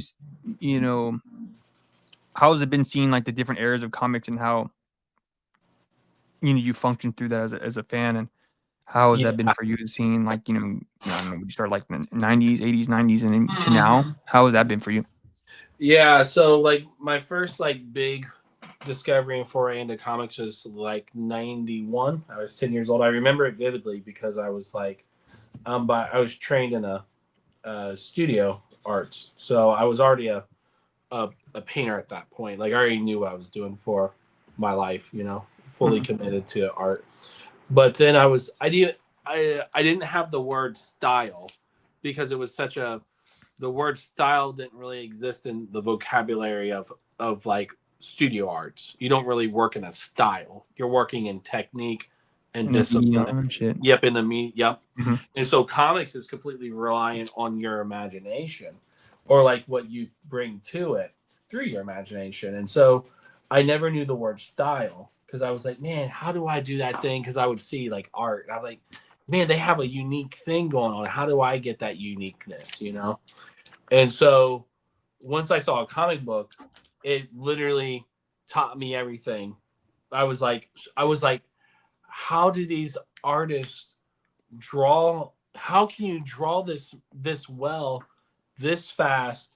I have to learn this and tell a story. It was the most overwhelming thing I've ever saw or experienced in my life. Mhm. And so that first impression of comics really set me up pretty well because whereas this is like the benefits of poverty in a weird way. Mhm. So when you're poor, you don't get access to firsties, so you don't get first pick. You Yeah. get last. Like you get what no one wants, right? And Mhm. that goes for comics too, because there's no concept of a Wednesday warrior in the 90s. You're like, I'm going to go to 7-Eleven and they have a newsstand there. Let's hope they have some good comics. Mhm. And so when you have to operate from a space of like a have not, and you have to learn the discipline and you have to learn like how to draw a comic through not necessarily like getting access to like Dark Knight Returns at the age of 10. So when I learned and just so my interest in comics came from a very like B tier, second tier, or even like disposable, the most ephemeric kind of comics ever. And so a lot of that's going to be like West Coast Avengers, like stupid shit like Yeah, that. And I'm like, so then where I benefited from that system though is that no one's going to read old stuff. So I grew up reading like Little Lulu. I read all of the EC stuff because that stuff was out of favor. Um, I read all the Spirit volumes because it was always available because it's old. No one wanted to read it because they want the newest comics at the time. I didn't get to see like a McFarlane and stuff like that for like it was random when I would see that stuff or a Jim Lee comic. I think the first Jim Lee comic I ever saw was like his X-Men run, just X-Men from the 90s, and it was like issue 4 maybe. Mhm. And my point in saying all of that is that I didn't have access. And so once I got access to things, so like by the mid 90s Image, that was it. Like it was Yeah. and not in the sense of like but you're not reading them because they're garbage reads. Like you can't read them. They're not even legible. They're not even like comprehensible, I mean. So they're bad. Like there's not like I don't think there's one well-written Image book that was written by those guys. And I'm not throwing shade or being a dick. It's just that you have to raise your standards of discipline in order to really appreciate good writing. So they need to get better at writing. Writing should not be an afterthought. So anyway, seeing the changes over time, that was kind of like the first change I saw. Then the second one, we got the the Image guys going back to Marvel. Then you got this like early 2000s kind of black and white boom again with things like Powers and stuff like that. So it was pretty cool to see Image kind of transform from the 90s version to the 2000s. Yeah. So that was really cool. And that includes Walking Dead, that era. That was a lot of fun. And then you get things like 100 Bullets, 100%. So you're getting this art stuff. And then they started publishing, Dark Horse started publishing Akira. So the first time I read Akira was in the year 2000. So stuff like that, right? So you're getting these like transformative experiences. Ghost World came out in 98. So I read Daniel Clowes around that time. So you're still getting this new world of discovery. So there's always a lot of fun in comics. Comics just got depressing around. There was this thing called like Marvel Zombies. Do you remember that stuff? Yeah, I remember that. Yeah. I think I was in middle school when that was coming out. Yeah, that stuff was definitely like for a demographic, but that's kind of where Marvel started feeling a little cheap, And so after that, it kind of just fizzled out. But then the industry kind of opened up to the Japanese market more. So that got me back and always kept me. I never really left comics. I always bought them, but I would get rid of them. But so it was always something new to discover in comics. And this is why I encourage people to go deep into comics, is because there's stuff I'm still discovering that I didn't know about.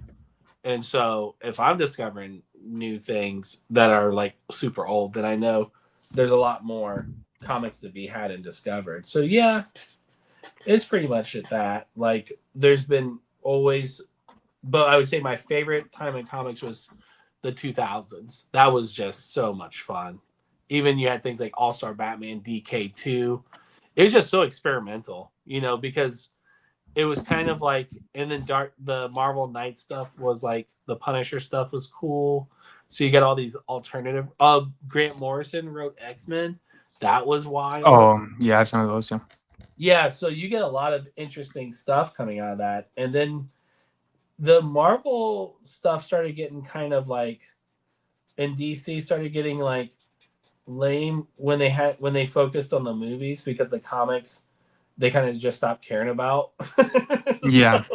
So it's something in there. So I think that kind of gives you a good scope of like those years for me, But yeah, and comics has always been like a really creative space, because you're always going to find something really cool in comics, regardless, Yeah, comics is an interesting medium for sure, because it is such a vast thing, and there's so many different comics that come out from so many different times that it is like hard to keep up with everything, because you don't know when stuff comes out. You don't know, because something might be popular in trade as opposed to as a floppy format. It is an interesting thing, because I mean, for me, I feel like manga was already starting to become prevalent.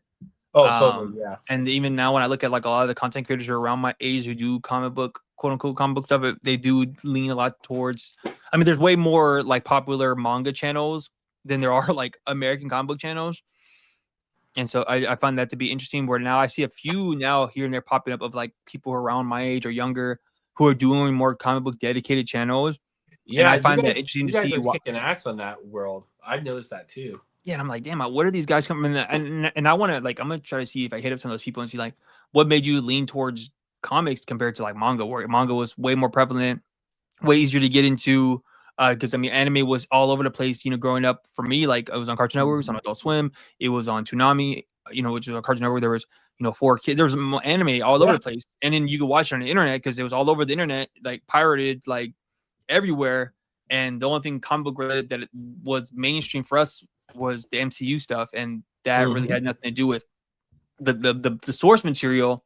And it didn't keep me from reading the source material as opposed to other people. Like I hate when people say like it's so hard to get into comics because it's not the number one. It's like just pick one up and you'll figure it out. That's what I did. I just picked one up. Bro, and I was oh okay, well this issue number 200. Let me see what happens at 201, and then you just keep reading it. And it's not that hard. Like and in the way they have it now, every like 6 issues is a new story arc, so you can just jump in on. It doesn't matter what the numeric number is on front of the, like Yeah, it doesn't matter. I don't know. It's just like a weird cop out, I guess, to not figure it out.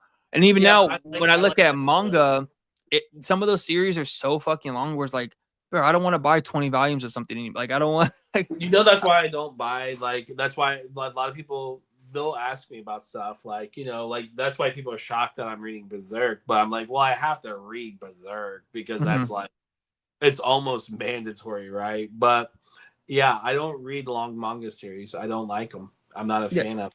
Even with Berserk, I read like the 30 something volumes, and I was like, bro, I still got like 10 more. Fuck. Yeah, you're like, I'm done with this. Yeah. Yeah, like I'm cool off that. And I always find it fascinating how these mangaka, like especially specifically those guys, stuck onto those series for that long. Whereas for me, I want to do something different. Like I'm almost on issue, like I'm on issue 4 of AWOL, and I'm just like, bro, I don't go. Do I want to do another story arc? Do I want to like? I want to move on. Yeah, I want to do something else. I'm going to because I want to try to, push myself to do something that I can stay upon. But I'm also debating on like working on other series in the meantime and doing other things. So I always find it fascinating where I see artists, even an American artist, who just stick on a series for such a 5-10 years. I'm like, damn, how the fuck did they keep up with that or want to stay motivated by doing the same? It's not like redundant, but working on the world. And I don't know if I would ever want to do that. That was something like a lot of people who I talk to are like around my age who grew up on the manga stuff. They're like, yeah, I want to do 100 chapters or 50 chapters of this. And for me, I'm just like, yeah, there's no way. Like, I don't think I would want to do that. I have so many other stories that I want to tell. Yeah, I really believe in impactful and open storytelling. So very Western, I guess. Like almost like I would even say like that I mean I think I make very cohesive stories. I think that like they just kind of like do weird things in them. Like it's kind of like weird concepts. You know what I mean? Like I don't like a woman who's like gets her from hell, who gets a horn cut off, and who gets a cybernetic body, and falls in love, but it's a program. That's where we're at in the story, at least. So it's like that's not really a convincing like comic. You know what I mean? Nobody's gonna be like, because in comic, high concept. Yeah, high concept. Thank you. So I believe in the high concept, and I believe in pushing comics forward that way. So I like really impactful stories versus the page flipper. I think you can get the same. I think if you make a good floppy, it gives you the same retainment as a good, like a manga, like Akira or something like that. I'm not comparing my work to Akira, but saying like you get the same feeling.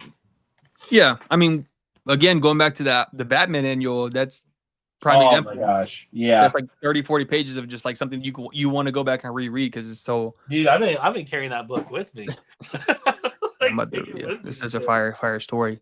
Or you have a comic where you start off as this guy fighting clowns. He ends up as a baby on the cross, and you live stream every single page drawing it, and you never get this. Nobody who saw it gets to read it. Yeah, that's what people don't understand, bro. When I tell them, like, no, I made a comic on YouTube, like a whole 100-page comic. Yeah. And they're like, where's it at? I'm like, well, one, it's sitting right over there. But two, it's like, no, it's in other books. Like, it's in Project Unicorn or stuff. But I have to give them DDT because they keep, man, it doesn't stop. They're like, I just remember when you were doing that, and I'll come on stream and I see a page. I'm like, how the fuck did we get here? Like, what? Where did this? He was just fighting clowns 2 episodes ago. What the fuck? Right. Now he's on a cross and he's fighting Popeye. And what the hell is going on here? Like, you were like on a whole like different stratosphere with that book. You were just like going for whatever you felt like at the moment. Just throw real impromptu comic. Yeah, I love it. But wasn't that a fun experience though, Cova? Yeah. Oh, that was a moment in time for sure.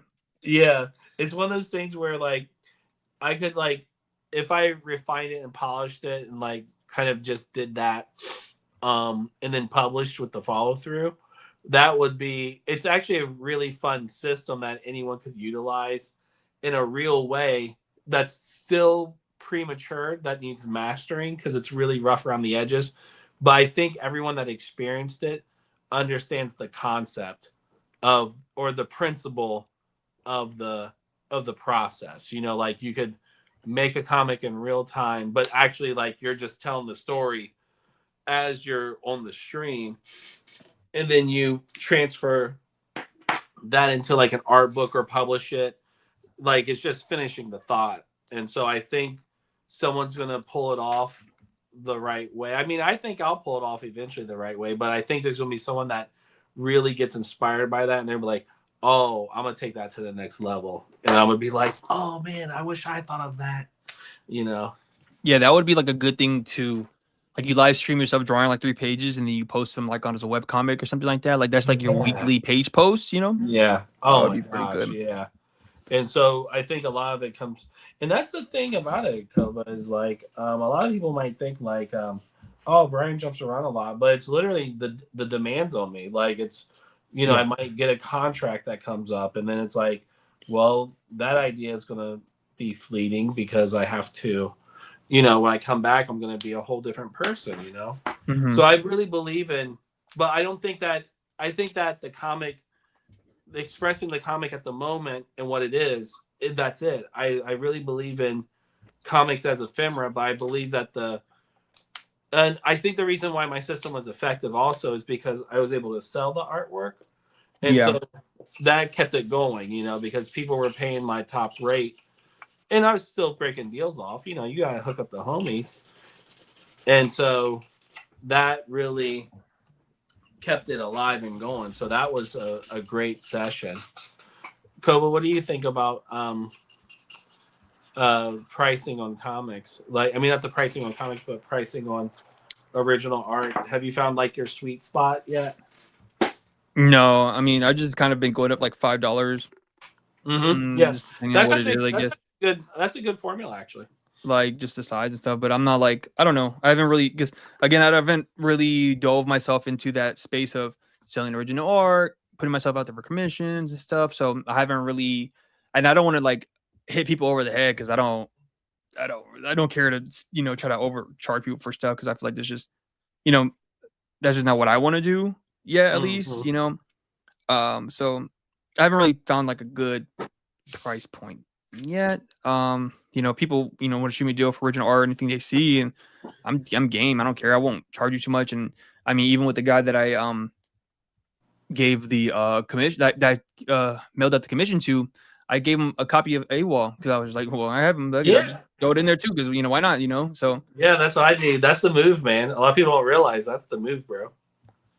just kind of just like give a little bit extra because I just appreciate the fact that he just hit me up randomly and he was just like, I like what you're doing and do you do drawings? And I want the drawing. Can you do it? And it was smooth sailing, and so yeah, that's beautiful. Yeah, a lot of times the price is the price typically, but obviously there's artist discount, so we know that. And then a lot of times a person hit me up for a painting that I posted the other day. And I told them the price and they're like, "Oh, I can't afford it. Thank you though." And I said, "Well, send me your address. I'll send you a print." So it's like, no, my art's going to end up in your house because I need that. We communicated, so that seed has to grow now. You know what I mean? So, give them a free print with the intentions of them enjoying that and getting comfortable with the piece of art, and then that will allow them to be more confident in the purchase. So I usually think about things that way a lot of times. Yeah, and I mean, I see some people who like sometimes I feel like they might be overcharging stuff, and and I get it. Like, do what you got to. That's what your like lifestyle is and whatever. But for me, I don't. I'm lucky enough to where I have a good job. I don't really need to worry about paying my bills, making art. So I don't feel. Obviously, I'm not gonna like trick myself out of money, especially when it comes to like comics and stuff, because I paid for those, so I have to sell them. Right.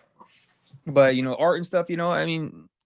I just appreciate you appreciating the artwork. It's like my bottom line. I'm not obviously I won't give it to you for free. Maybe I would do something like you said, like maybe if I can do prints or give you a copy or a photocopy, then sure, if it's not that much of a I think the equivalent to that is you giving the comic in there. You know what I mean? I think you are doing it, and I think the parallel I was drawing was they can't afford my painting, so I give them a print, and then they can enjoy that.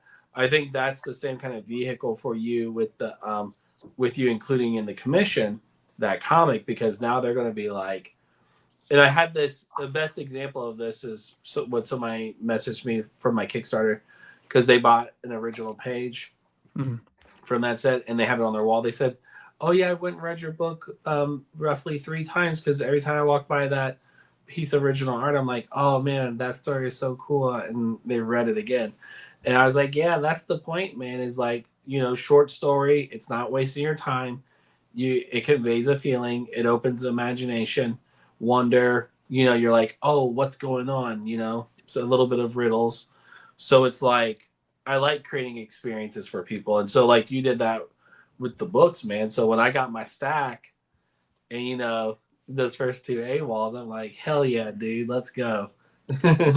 Oh yeah, when I was packing up all those orders, I was like, man, I'm really hooking all these people up, man. Jeez. Yeah, you did amazing. Yeah, you are the people's champ, bro. They're like, yo, Cova hooked it up, man, because you did, bro. You really hooked it up. Yeah, and that was the plan, man. I just wanted to, like that's I said, why I try. That's why, because I couldn't give like a lot away. I gave stickers away, but that's why I drew on the inside of the cover. Mm-hmm. I mean, not the inside of the cover, but the inside of the package. So that people had like a little piece of something more, even if it was just a quick surprise. Yeah, for sure. It is and yeah, like you just kind of plans to see, like, maybe I give him the comic, maybe he'll like it, and then he'll go buy issue number 2, or he'll buy something else, or support or that shows, or somebody else will see it and they'll be like, oh, that's cool. Where'd you get that from? And he's like, oh, I bought it, and then it can lead to somewhere, that's like kind of the whole plan. Yeah. Yeah, 100%. All right. So, Cova, I actually am wrapping this. Yeah, I just finished up my stuff right now. Oh, did you? Oh, that's perfect timing then, dude. Yeah, I just have to draw this other leg, and then I'll be done, because I was cautious on the leg, because I was like, man, I need a different medium, in this case, a pencil to fill it in, because to get a certain effect. And so I finally found a pencil, because I didn't want to get up. I wanted to keep drawing, so found that and knocked it out. So, yeah. But these are the first 2 pages of issue number 4 of AWOL. Nice. So then, how much more of AWOL do you have left? Are you going to finish it with 4? So yeah, the first story arc is gonna be 4 issues. And then I'm not gonna work any comics for the holiday season. I'm gonna just to do some art studies and anatomy studies, just hone in on some of the skills, and then I'm gonna do a lot of writing for some stuff I have planned for next year. And then I'm gonna try to get everything ready for the magazine, like all the pages that I have for the magazine, and send it to you guys like in bulk. Since I already have a bunch of pages done, so you guys should just have them on file, so I don't have to whoever bug everybody or anything like that. So I just have all those pages on bulk, and then and just do a lot of writing. That's probably what I'm gonna focus on, so I can have a lot of stuff set for next year. Story arcs. So I'm gonna work on the next story arc for AWOL. I'm planning on remastering a old web comic that I did on my website. It's a superhero story. I think we might have talked about it before. So I'm gonna go back, and I already have it drawn. I have like 11 issues drawn, so I'm gonna go back and remaster the story, remaster the artwork, and then put that one out. Probably just like a web comic on my website. Oh, cool. That's kind of the plan for that. And then I have a graphic novel story that I want to start doing the outline for. I probably won't put that out next year, but I'm gonna start writing like something more of a more integral story that I want to put out. So yeah, you're gonna push it further, like you chase that Abrams money. Yeah, that's the plan. Yeah, like something like that, like a Derv drop a 500-page book or something. Probably not 500 pages, but like something like that.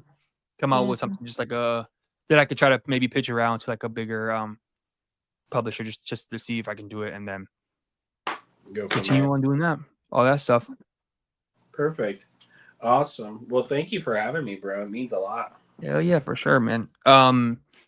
What else? I'm gonna change my camera. What else do you have coming out for as far as you and plug in anything else you got going on? Yeah, so I'll be let's see, I have a show in Ghana coming up in Africa. What? Yeah, like random, right? That's So, dope, man. I want to go to Africa so yeah, bad. it's because that Rima art. So I got that coming up. So I have a meeting for that next week. And then I have Black History Month. That's filled up really quick. So that's dope.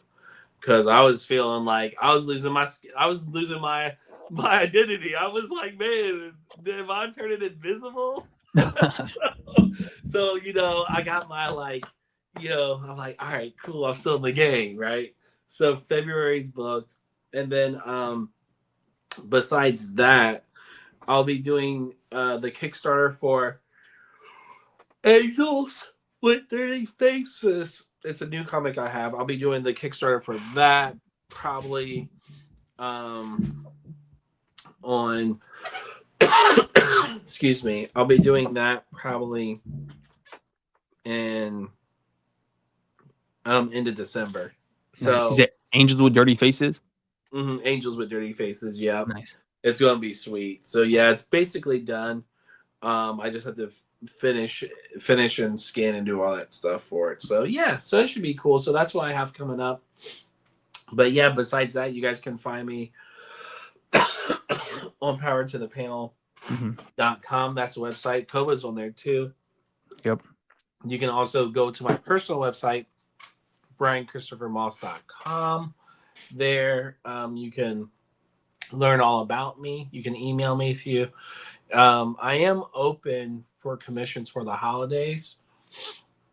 I'll drop that plug here first. I have 5 slots.